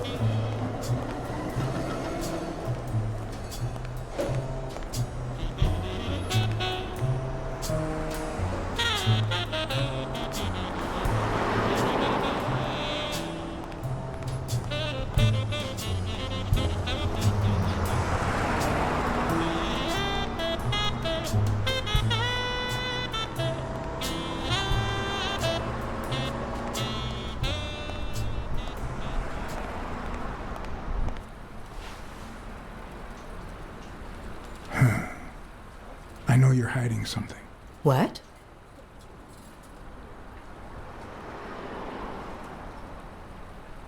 Happy birthday. I just found out it was a week ago. Oh, thanks. You're welcome. I'm sure you received wonderful presents. For example, your date of birth used as the combination for Dunn's safe. Oh, my goodness. I can't talk here. My shift is over in 10 minutes. Can you wait a while? Can I get a refill over here, Mary? Coming right up.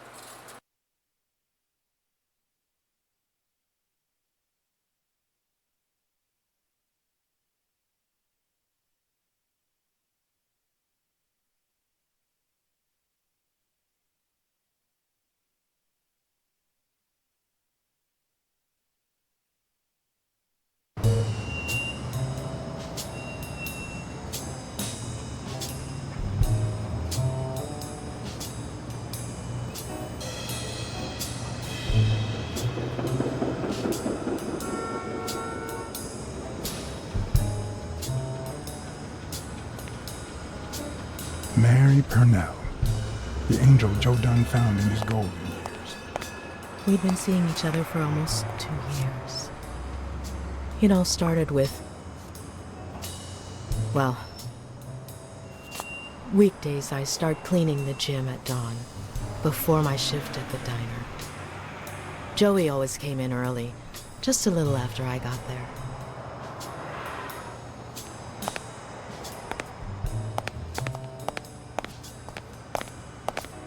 He used to say it was the best time for the worst task of the day. Oh, I know exactly what he meant. Worked out first thing, huh? Oh, no. He used to say that showing his boxers how to fight was exercise enough. Paperwork. He just hated it. But that was just him. Instead of putting off the things he couldn't stand, he did them as soon as possible. One morning, he saw me crying. I was having a rough day and...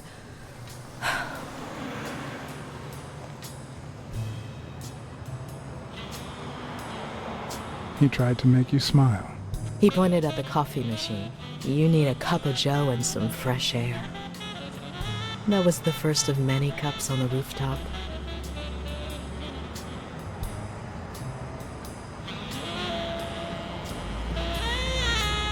Which is where Dunn seduced you. That word is a bit too much, Mr. Blacksad. You might be too young to understand this, but real love has little to do with seduction. One day, we realized those rooftop coffees were the best part of our day. So we began to spend more time together. But you never told anyone.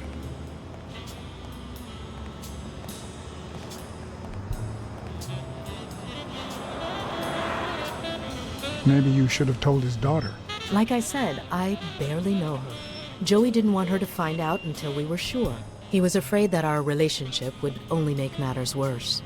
Until one day, on the rooftop, we realized just how serious our relationship was. And we decided to turn those moments into a lifetime.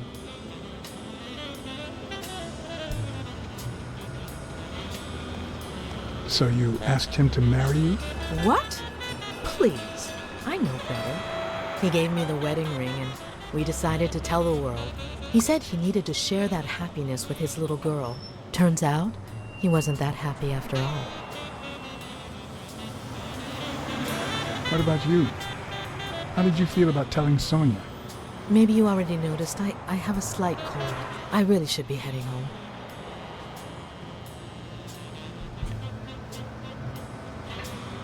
Too much coffee and fresh air? Why? Why would you say that? I lost my scarf a while back, not sure where.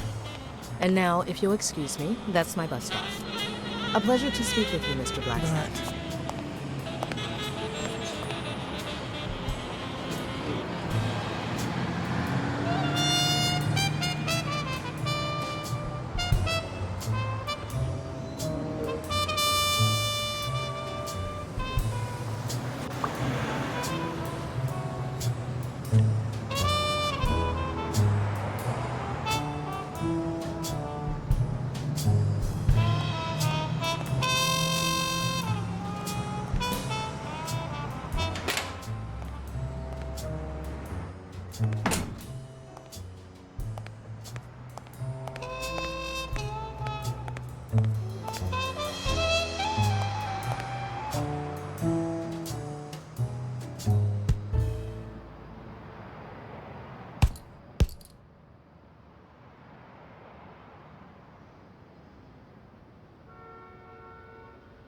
Did you know Joe Dunn had a gun in his safe?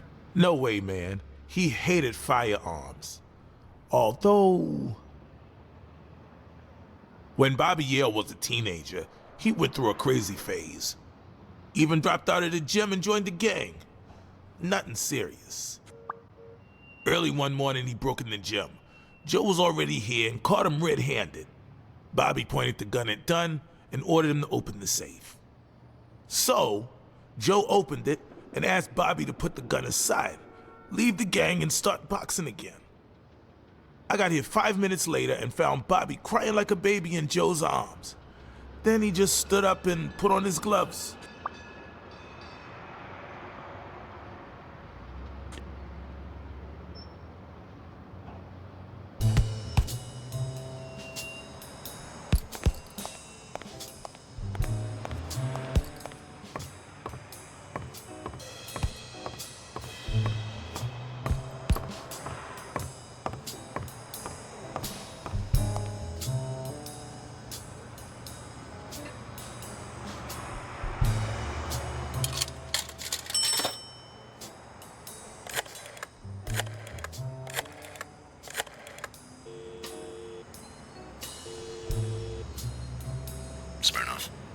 You're gonna like what I have to tell you about the Dunn case.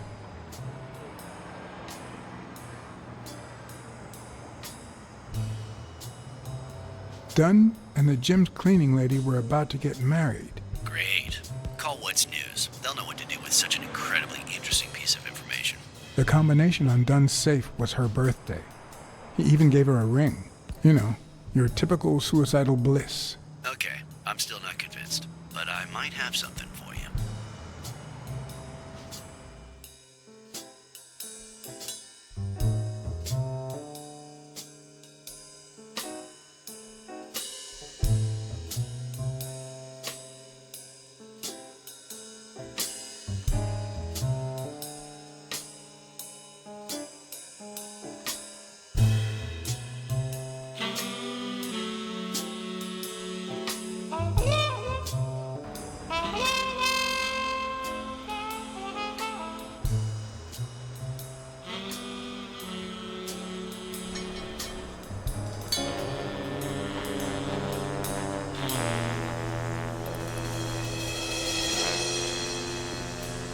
Life is often off-key, like a bad song.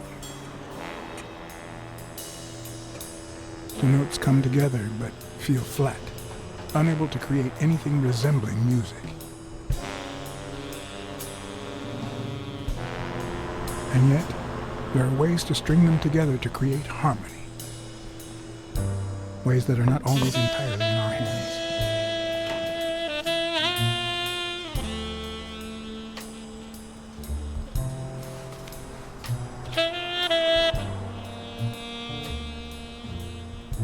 You look tired, John. I can't help it. It's just the way we cats are. Well, I can't help but be glad to see you. Yep, I'm beat. I'm starving. Just got back from the annual police medical. Not only did I have to fast, but I also had to chug 2 enormous glasses of water. John, you all right?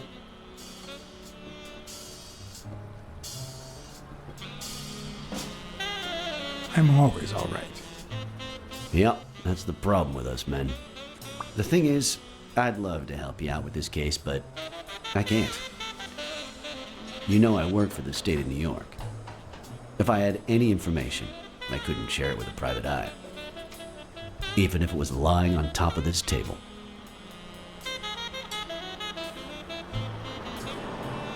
You drank 2 huge glasses of water. How are your kidneys coping with that? Yeah, you're right. Maybe I should go to the... If you'll excuse me.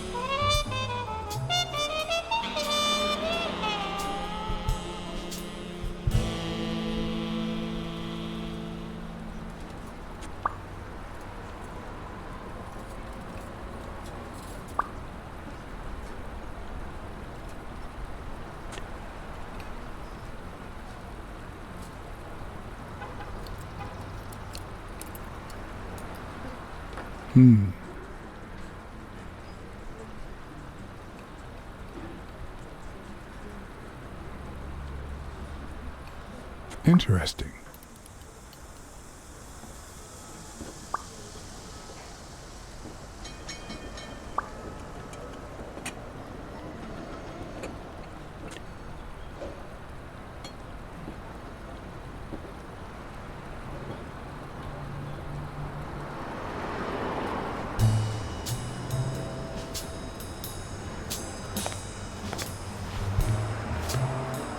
Now I feel even thinner. So do my kidneys. Thanks. Truth is, John, it all seemed clear to me before, but now... Please, promise me you won't take the law into your own hands. I'd like to think we're not just vigilantes.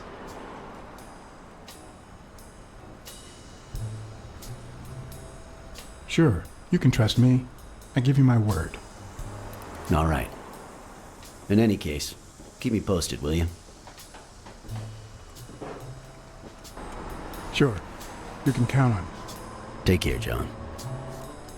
As always, Smirnoff had given me new, potentially relevant information. Not to mention second thoughts. When an old dog like him gets that serious, one must be prepared to bite.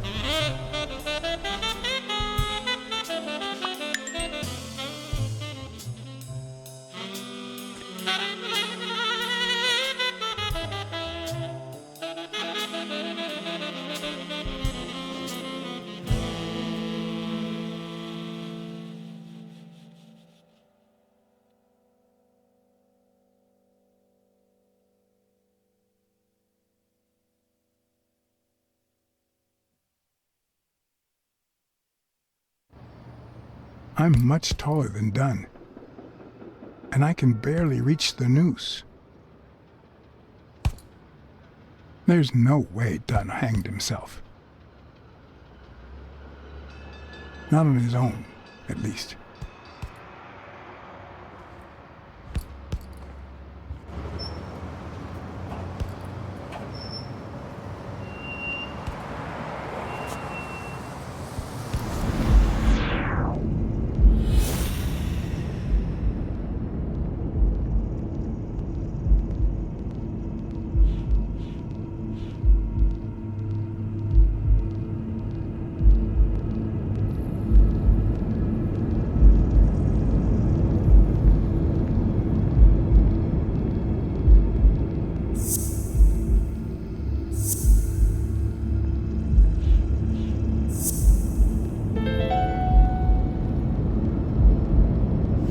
Bobby Yale. I don't know if you had a motive to kill Dunn, but you certainly had the murder weapon.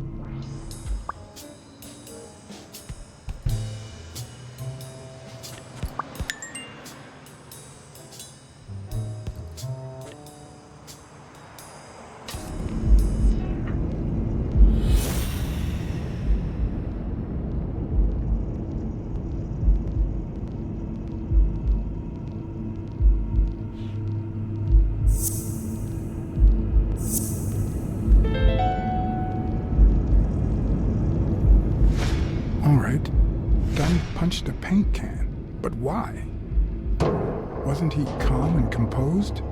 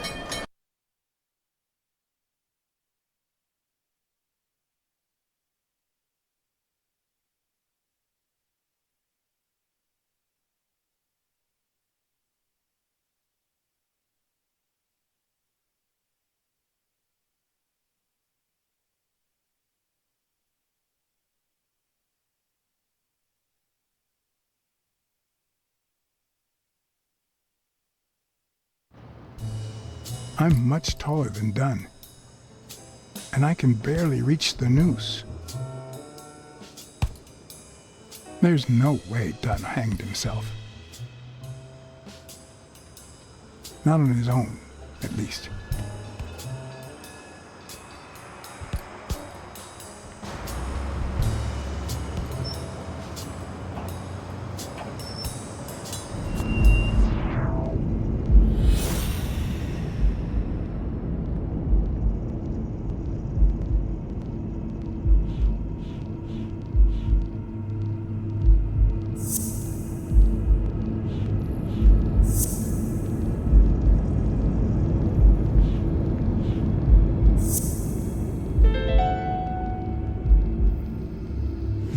Bobby Yale.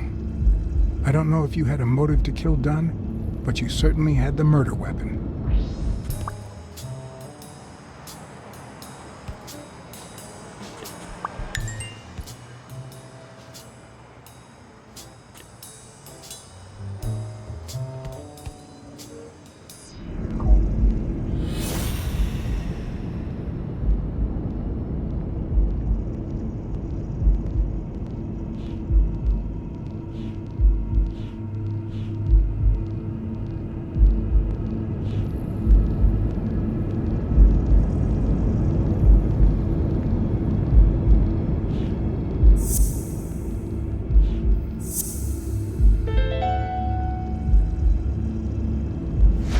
All right. Dunn punched a paint can, but why? Wasn't he calm and composed?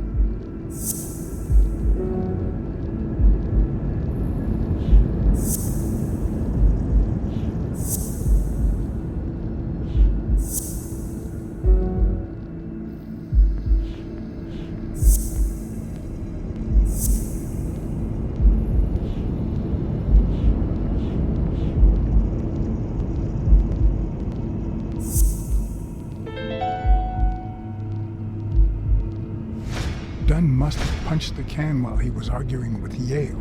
I guess that explains why he threatened to call the fight off.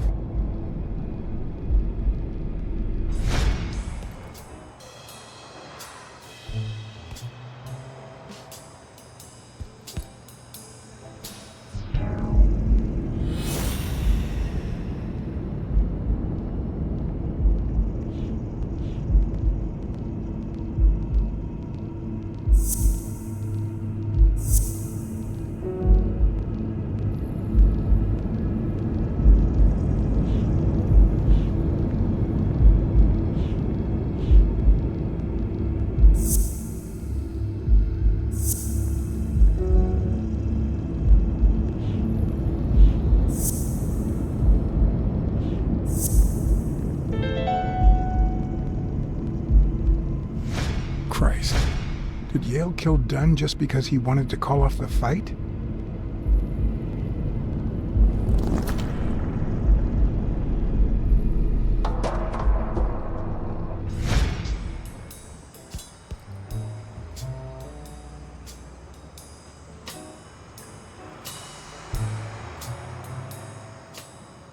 I always knew Bobby had issues. But I never thought he'd go that far.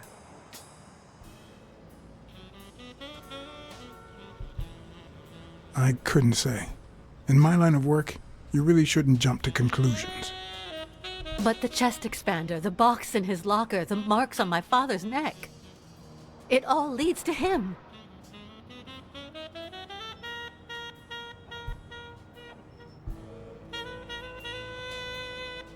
In any case, that doesn't change a thing. It does, actually. Now we know he didn't kill himself. My father's still dead, and you still haven't found Bobby Yale. Nothing has changed.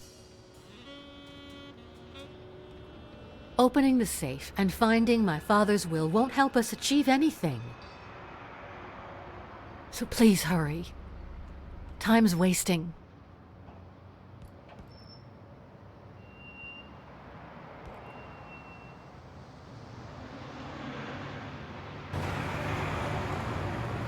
Sonia's indifference never ceased to amaze me. But most importantly, why was she so opposed to Yale?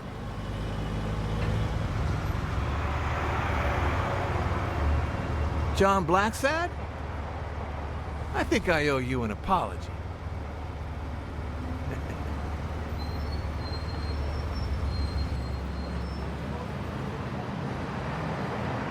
Apology accepted. But what exactly are you apologizing for? Listen, I don't think my fellow workers treated you with the respect you deserve. I'm so sorry they wrinkled your suit. The thing is, they didn't know we shared a common goal. Bobby Yale. I want to find him and get to the bottom of this as much as you do, Mr. Blacksad. So please, kindly accept my invitation. Why not share our findings? Come on.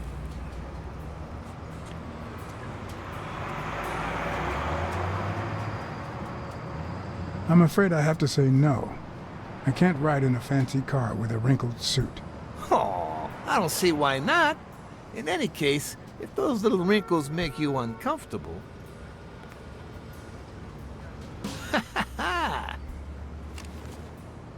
I always play it nice and safe.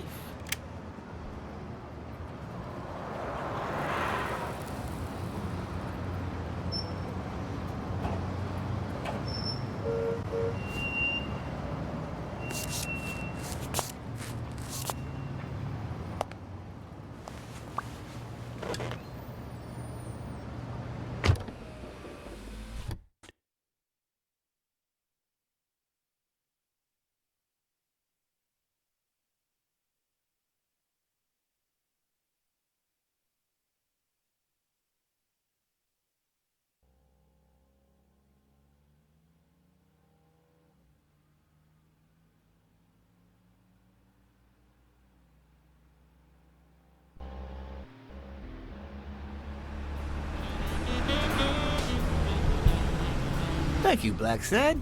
You won't regret this. So let's cut to the chase. I need Bobby Yale to fight Stone. There's just too much money at stake. So, I'm offering you my help to find Yale. Let's work together.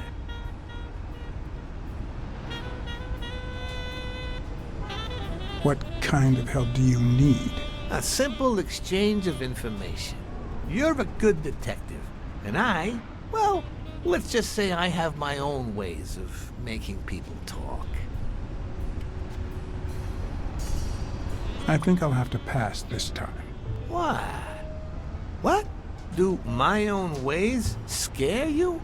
Please, hear me out.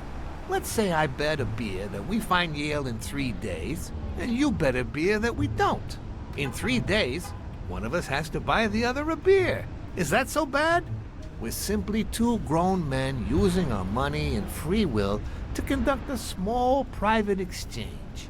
And most importantly, we're not hurting anyone. So, yeah, I run a gambling business. What's so bad about that?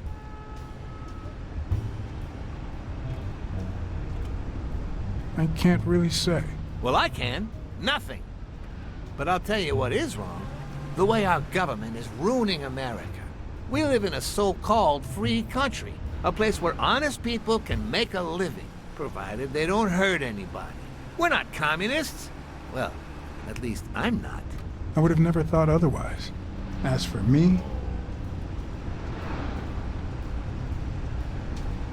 with all due respect, it's none of your business. Ooh, all right. Never mind then. In any case, that's not my point.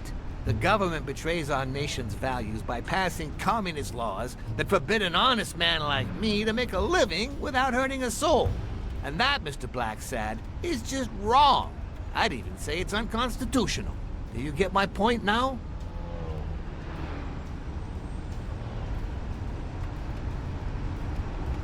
Well, gambling is illegal.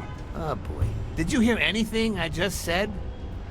Anyway, when the government passes these laws, there's only one legitimate weapon the people can wield. The same weapon that turned America into a great nation. Civil disobedience. So, as the proud American that I am, it's my duty to disobey.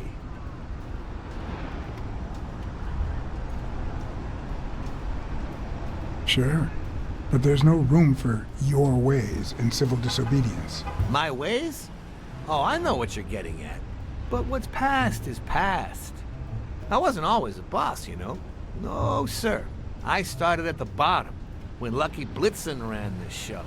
That good for nothing. His was a reign of terror, extortion, violence, you know, that sort of unpleasant thing. When I took over, I decided I'd make people want to do my bidding. Not out of fear, but out of gratitude.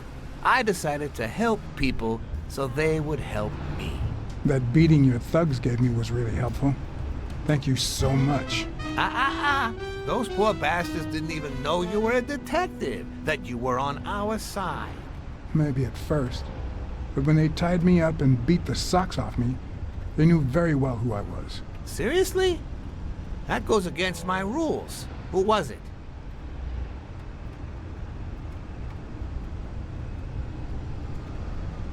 Yeah, the two of them. Bastards. But don't you worry. I'll have a talk with those two. I cannot tolerate this behavior. Please accept my apologies, Mr. Blacksad. You see, a lot of people work for me. Many families depend on my business. Not only that, St. Christopher's Hospice practically lives on my donations. The widows of my late employees are set for life. Their kids get free schooling. The cops leave me alone because they know my business doesn't hurt anyone. On the contrary. And, it looks like we're here.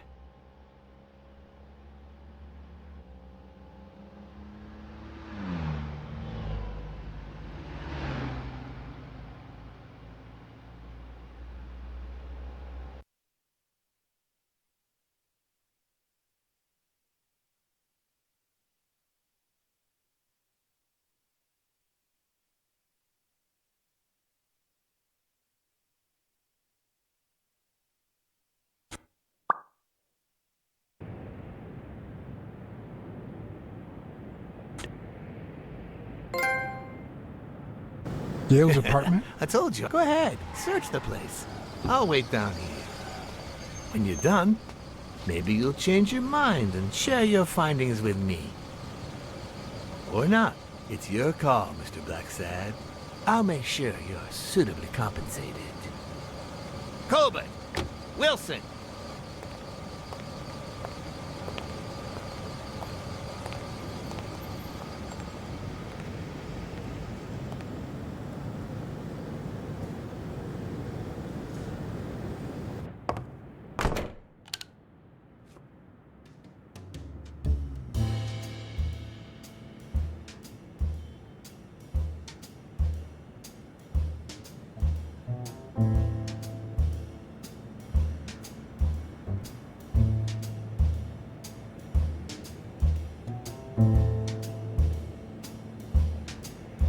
The worst thing about O'Leary's boys dropping by isn't the beating, but the fact that I can't tell what's theirs and what's Yale's.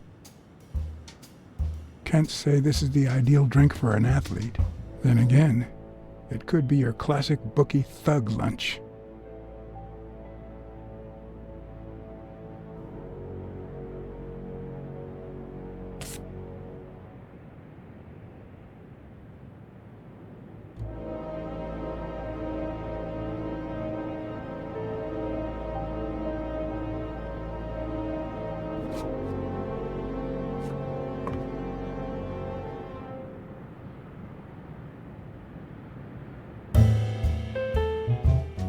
Bobby seems like a nice kid, but I barely know him.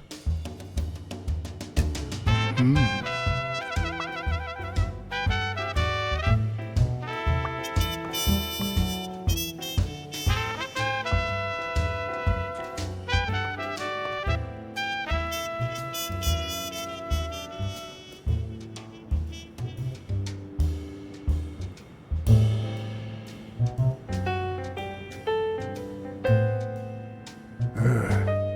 17th century French fables.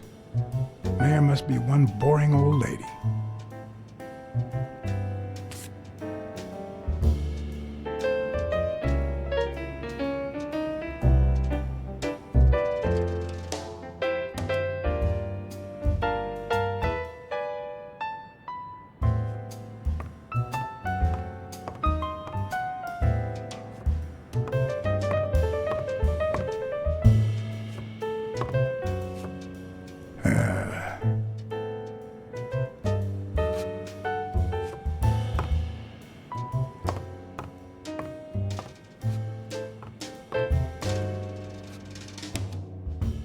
A woman's fragrance.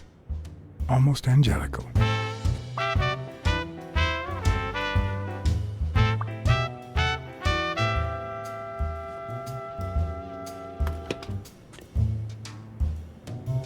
I'm not sure how Yale's love of pickles will help me crack the case, but it's good to know.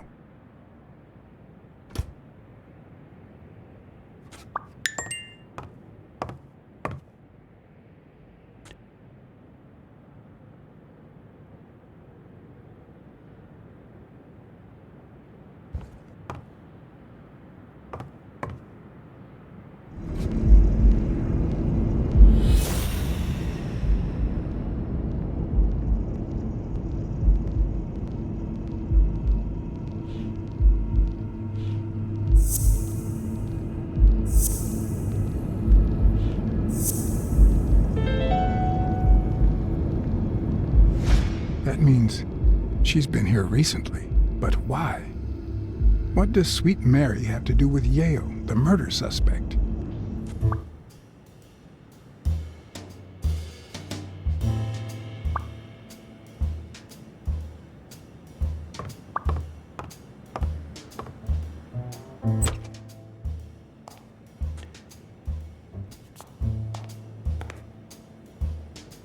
Judging by the general state of the apartment, they were leading a quiet life.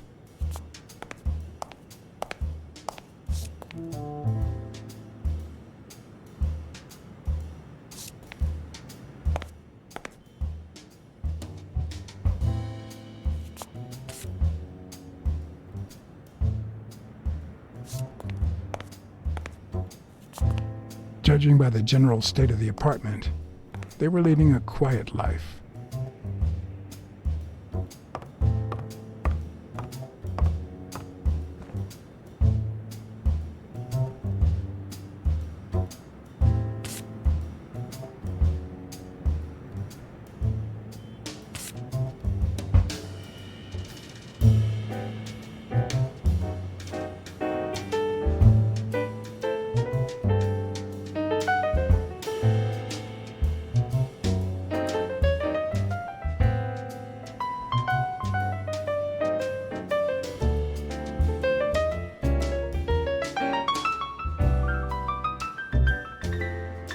So, you like your mob stories, don't you, Bobby? Seems like Bobby inherited something more than boxing skills from his father, besides the tendency to vanish into thin air, of course. Nice chain.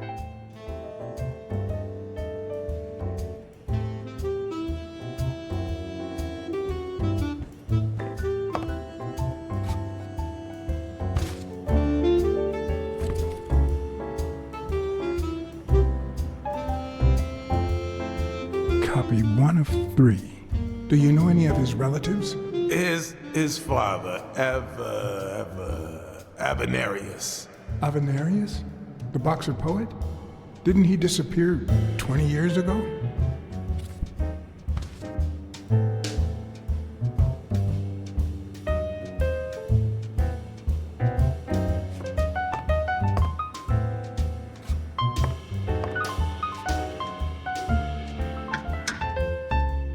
Why would you want such a big closet for so few clothes?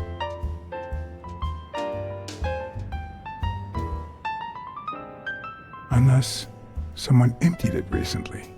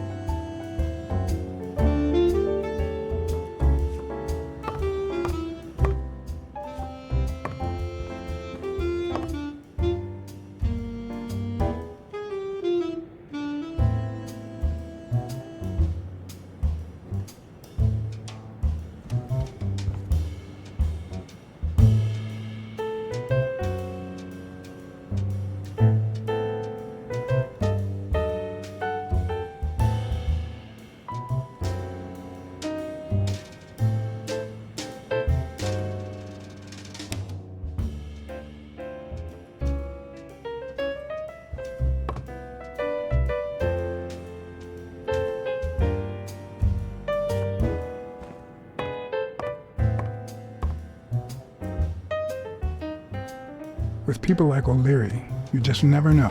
I didn't want to put Mary at risk. Why not take her a little something instead?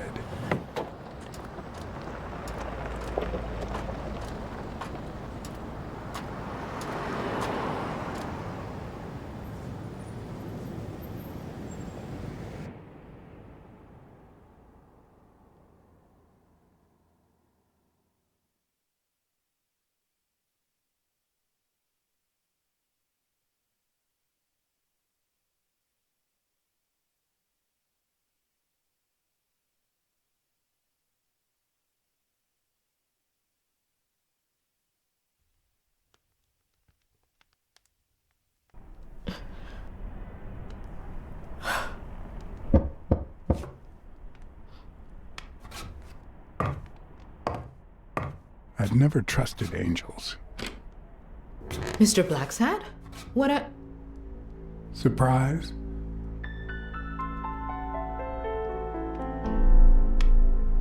When they fall, they turn into demons.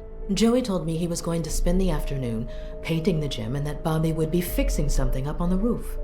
So, after I found the body and called the police, I went to Bobby's place, but he wasn't there.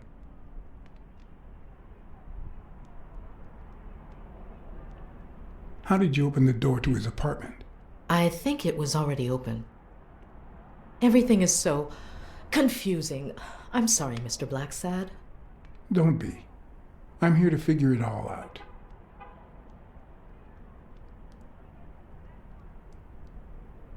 What's your relationship with Bobby Yale? He was like a son to Joey, and we were about to get married, so, you know. Okay, I think it's time to set things straight.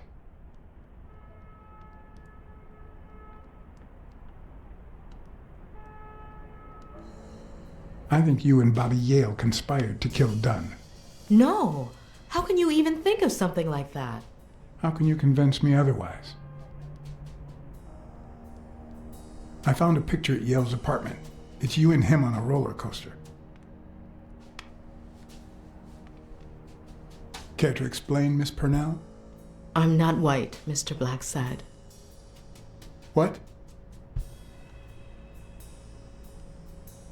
7 of my great-grandparents were white.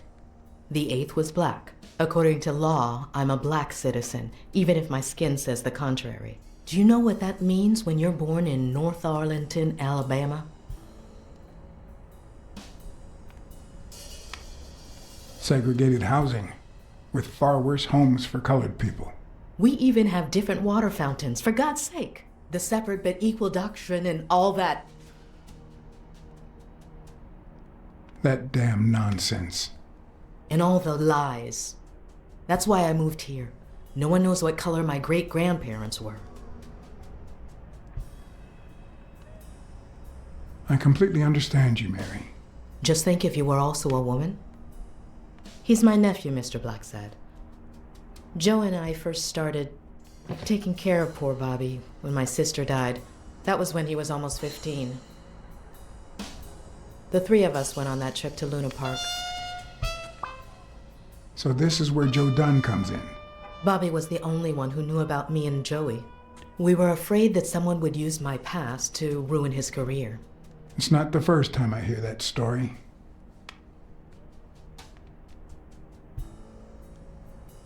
I'm sorry I accused you so lightly. Don't worry, I understand.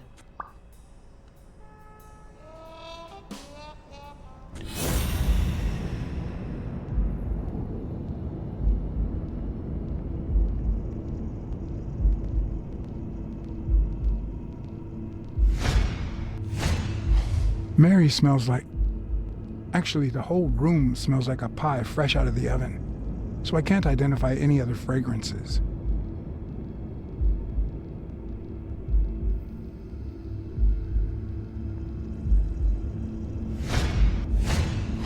TV and radio all in one. Where will these mad times lead us?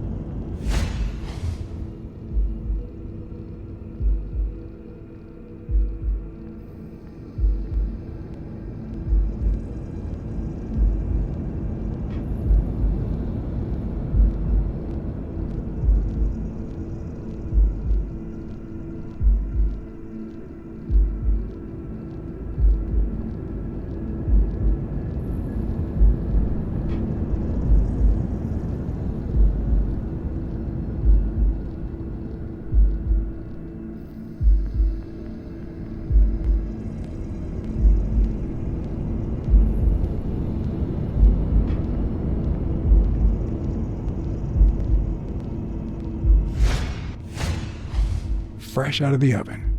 The whole room smells like pie.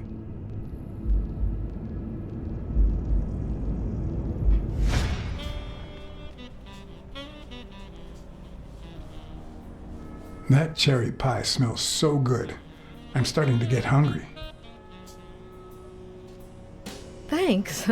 I pulled it out of the oven right before you arrived. Oh, where are my manners? I'm the worst hostess in the world.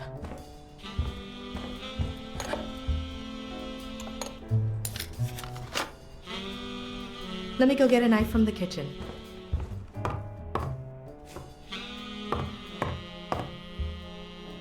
And you must be thirsty. Let me see. OJ, coffee?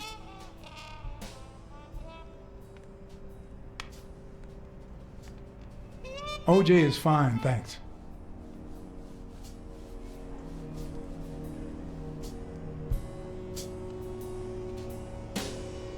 She's wearing the same clothes in both pictures, so she's probably telling the truth.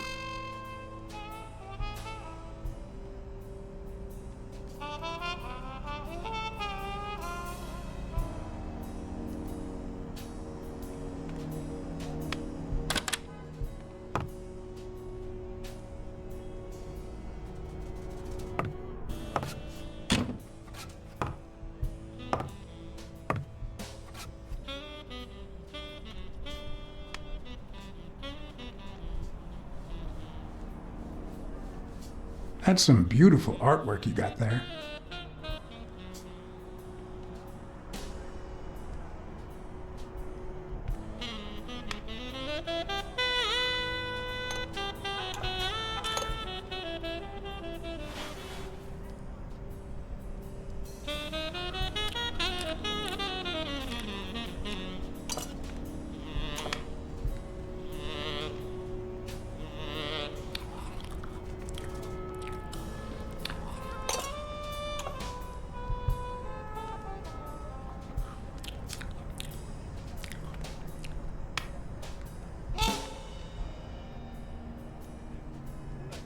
You should open a bakery and sell these pies.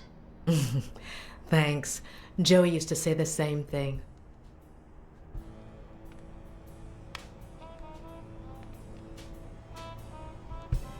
About Sonia Dunn and the ring. I managed to hide the truth from her. I appreciate it, but at the same time... What? No, nothing. Maybe she has a right to know.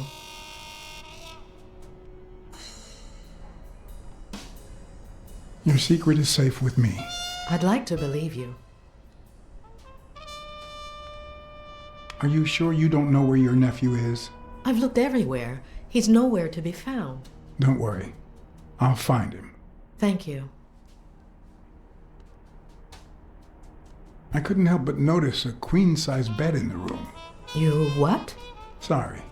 I had to make sure Bobby Yale wasn't hiding in there. Oh, yeah, sure. Joey bought this place. It was going to be our home after the wedding. I left my apartment and moved in so I could save some money. If he had left his own apartment and moved in, you could have saved twice the money. I'm no hooker, Mr. Blacksad.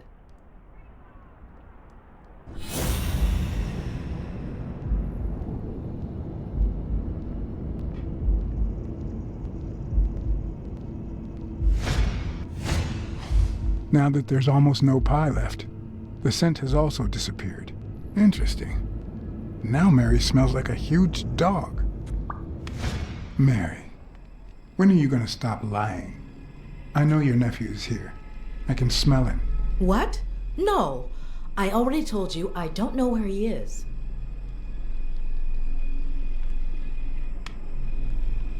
Look, I understand why you're protecting him, but it's in his best interest to end this hide and seek. You can search the whole house if you want. Go ahead. He's not here.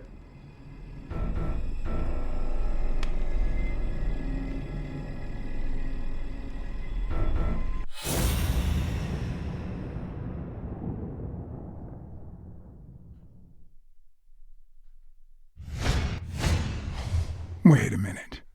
She's not the one who smells like that.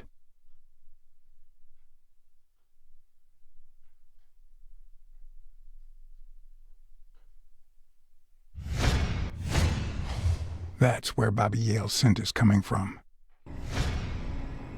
So, that's why you were sitting there. What? I don't know what you're talking about. Yes, you do. Could you step aside so I can check, please? Please go. Mary, for Christ's sake, put that knife down, would you? Libora.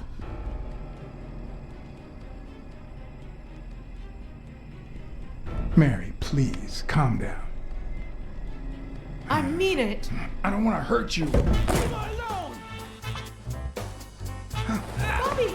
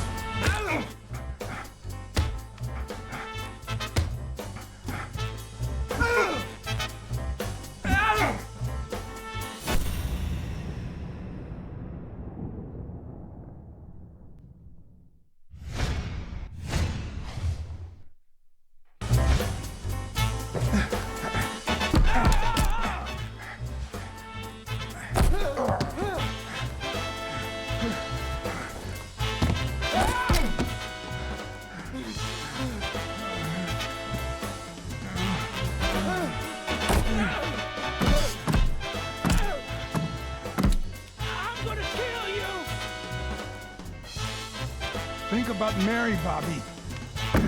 Don't even mention her name.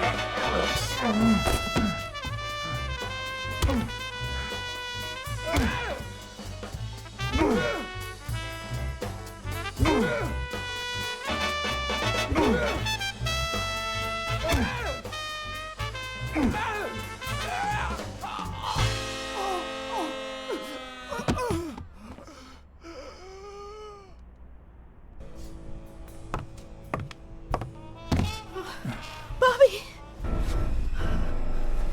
Call an ambulance. Do as I say. Go on, call an ambulance. Do it now. In the face of a heart attack, there's two things you can't forget.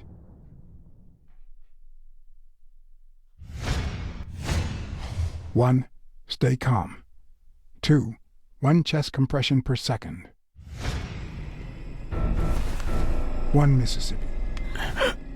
2 Mississippi. 3 Mississippi. 4 Mississippi. 5 Mississippi. 6 Mississippi. Bobby. Oh, Bobby. Thank you, Bobby.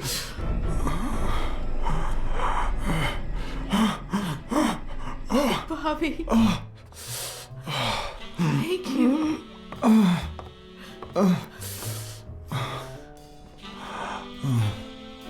I had lots of reasons to consider this a great day. I had investigated a suicide case. I had discovered that, in truth, we were dealing with a murder. I had found and captured the prime suspect. And I had saved a life.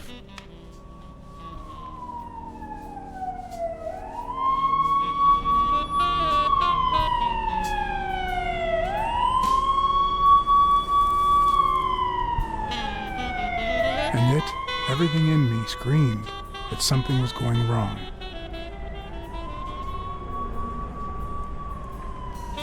Terribly wrong.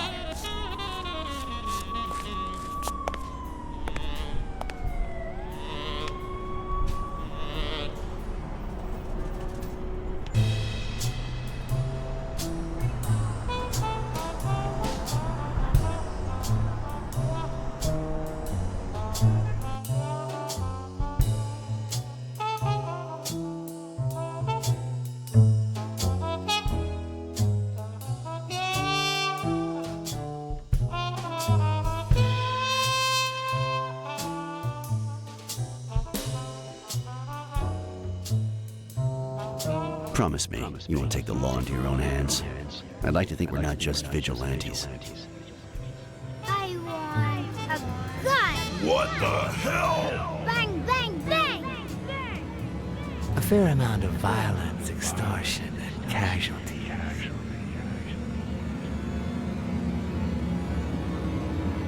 I hate detectives. Bang, bang, bang! You're dead meat, cat. That you, Smirnoff? You seem agitated. Nightmare?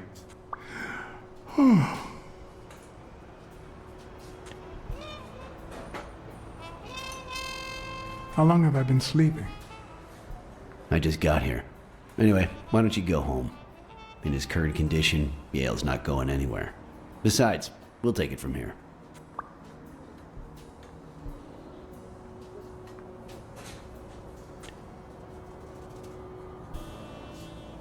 Who is that? Can we trust him?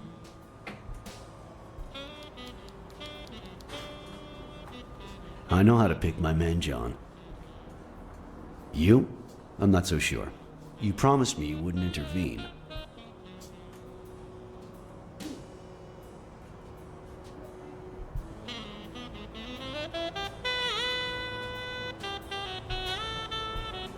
If I hadn't intervened, Bobby Yale could be dead. If you had warned me, maybe we could have avoided a heart attack.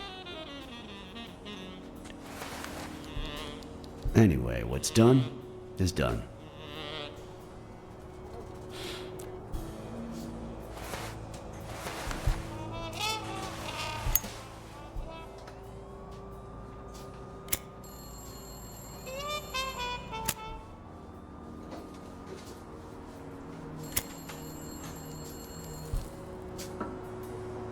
When exactly did you realize that he killed Dunn?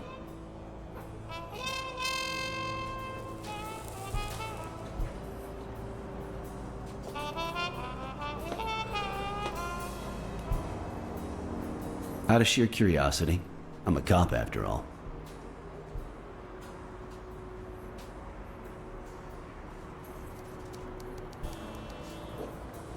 When I saw his picture with Mary at Luna Park, I just knew something was off. How about the motive? Any ideas?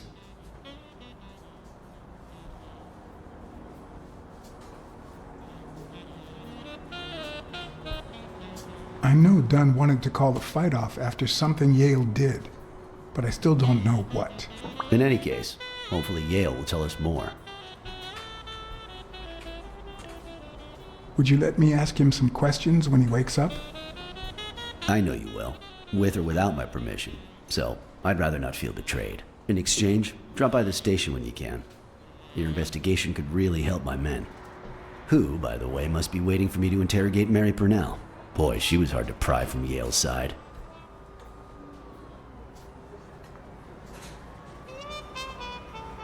She's been through a lot in the past days. Be nice to her. Of course. In spite of it all, we're not just vigilantes. And as for you, go get some rest. God knows you need it.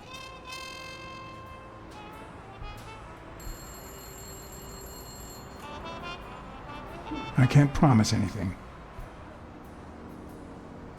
Tell the nurses to look at that face of yours. You look like a film detective in his last scene. I'm afraid this film isn't over yet. For your sake, I hope you're wrong. You're in charge now, officer. Okay. I'll send you relief in 6 hours. Understood? Doctor. Who are? Oh, detective. Congratulations. You fared pretty well against that kid. Better than most would have. Now, if you'll excuse me.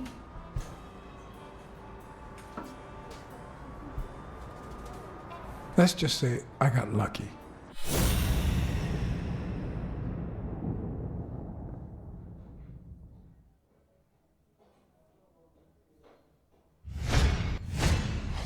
We, as a society, simply don't trust reptiles. But that's not the real problem. The real problem is our extended belief that there's logic to that distrust, that it's natural and well-founded.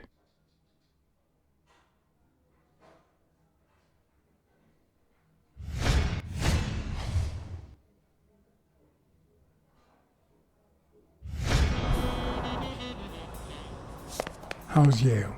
Is he awake? Oh, yeah. Go check on him before he falls asleep again. Although, try not to bother him with too many questions. What's his current condition? It's too soon to tell. He did have a heart attack after all.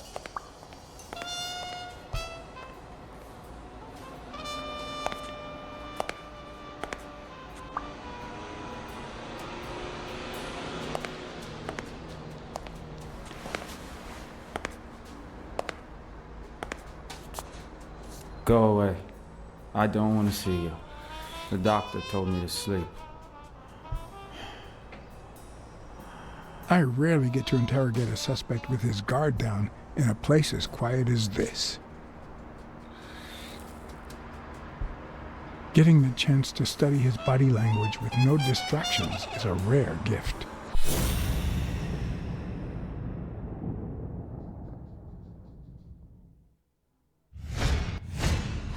His heart rate is increasing. It could mean that he's lying, but it could also just be pure, unadulterated rage.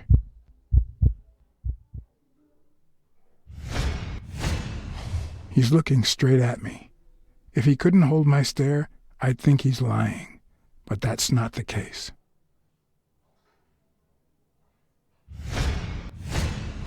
He's clenching his fist, a sign of contained anger. Clenched fist, fast heart rate, fixed stare. He feels some genuine rage towards me. I'm sorry you don't want to see me, but...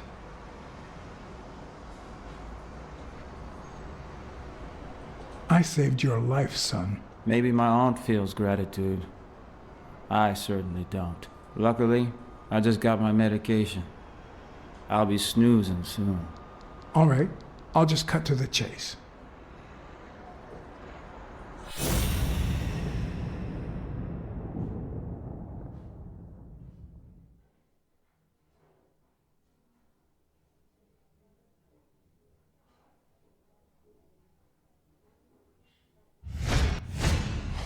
Is he lying, or did his heart rate speed up out of rage?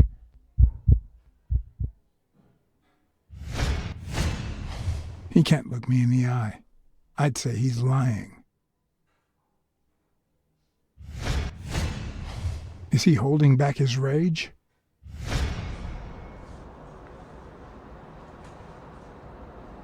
Who killed Joe Dunn? What? Are you trying to confuse me? Joe hanged himself.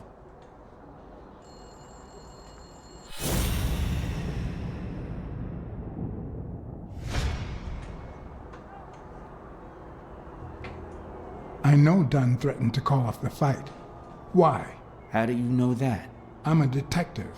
That was his anger talking. He never really meant it. That doesn't matter. Why was he so mad at you? What did you do? Nothing. Joe thought that I wasn't training hard enough. That I was going to lose. Dunn was too short to hang himself with that rope. So, it's true? He was murdered. All right. Let's just say that I believe you.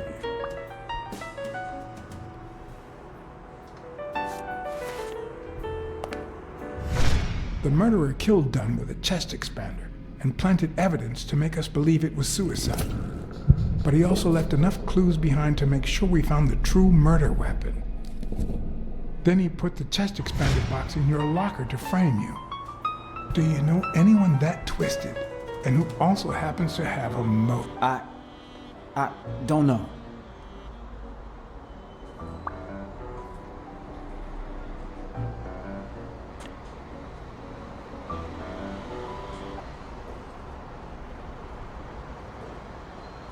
Desmond O'Leary certainly seems twisted enough. Did he have anything against Dunn?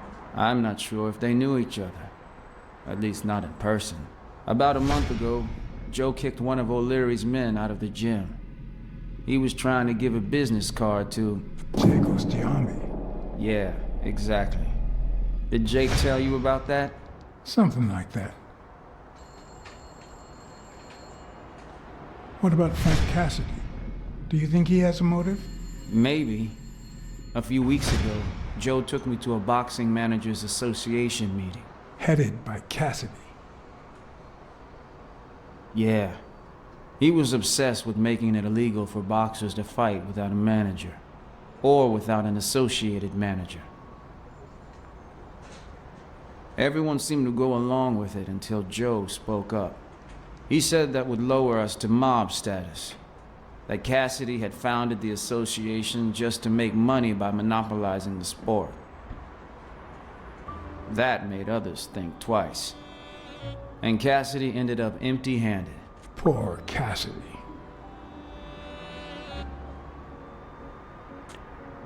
What about Sonia Dunn?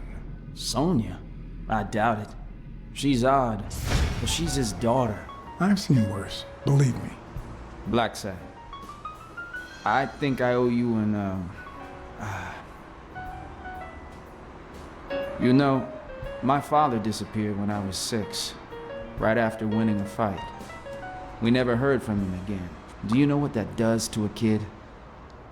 Who knows where I'd be if Joe Dunn hadn't been in my life. Even when I lost my way and put a gun to his head years later, he still took me under his wing and managed to steer me in the right direction. And now that he's gone, you're risking your life to find his murderer. Thanks.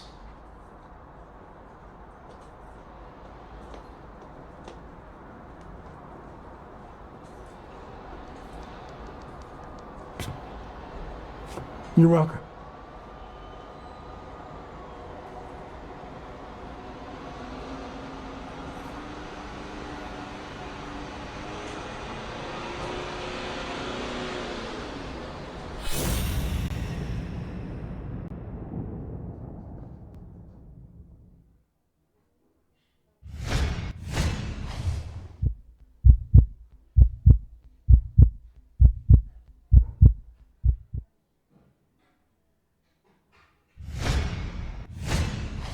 Is that eye movement normal?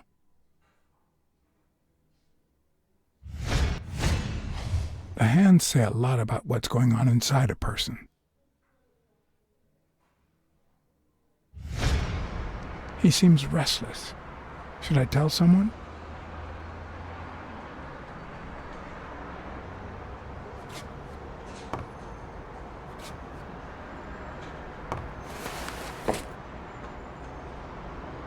Ugh.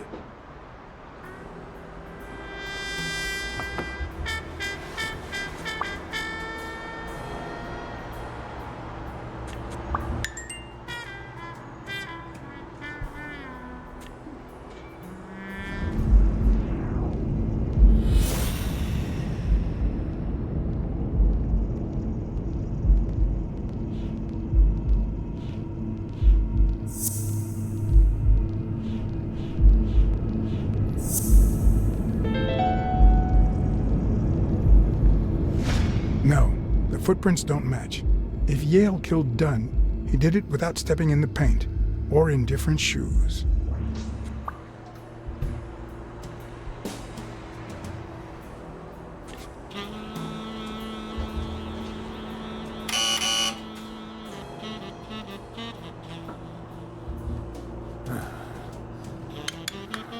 See? There's no fever whatsoever.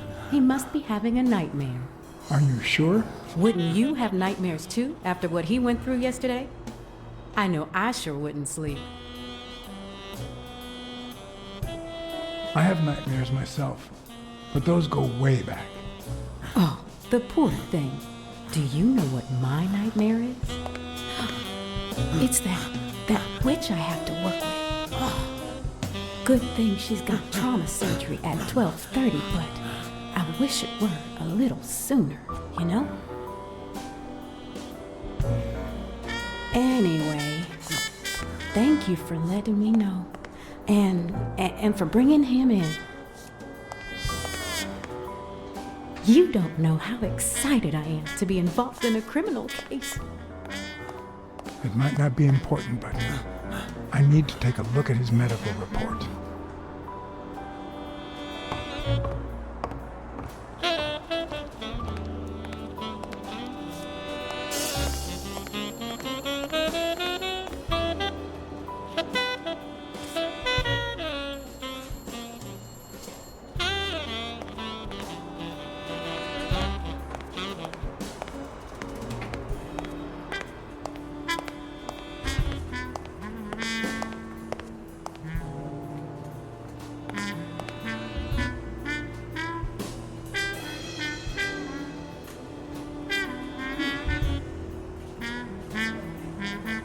The number of cigarette butts is inversely proportional to my hours of sleep.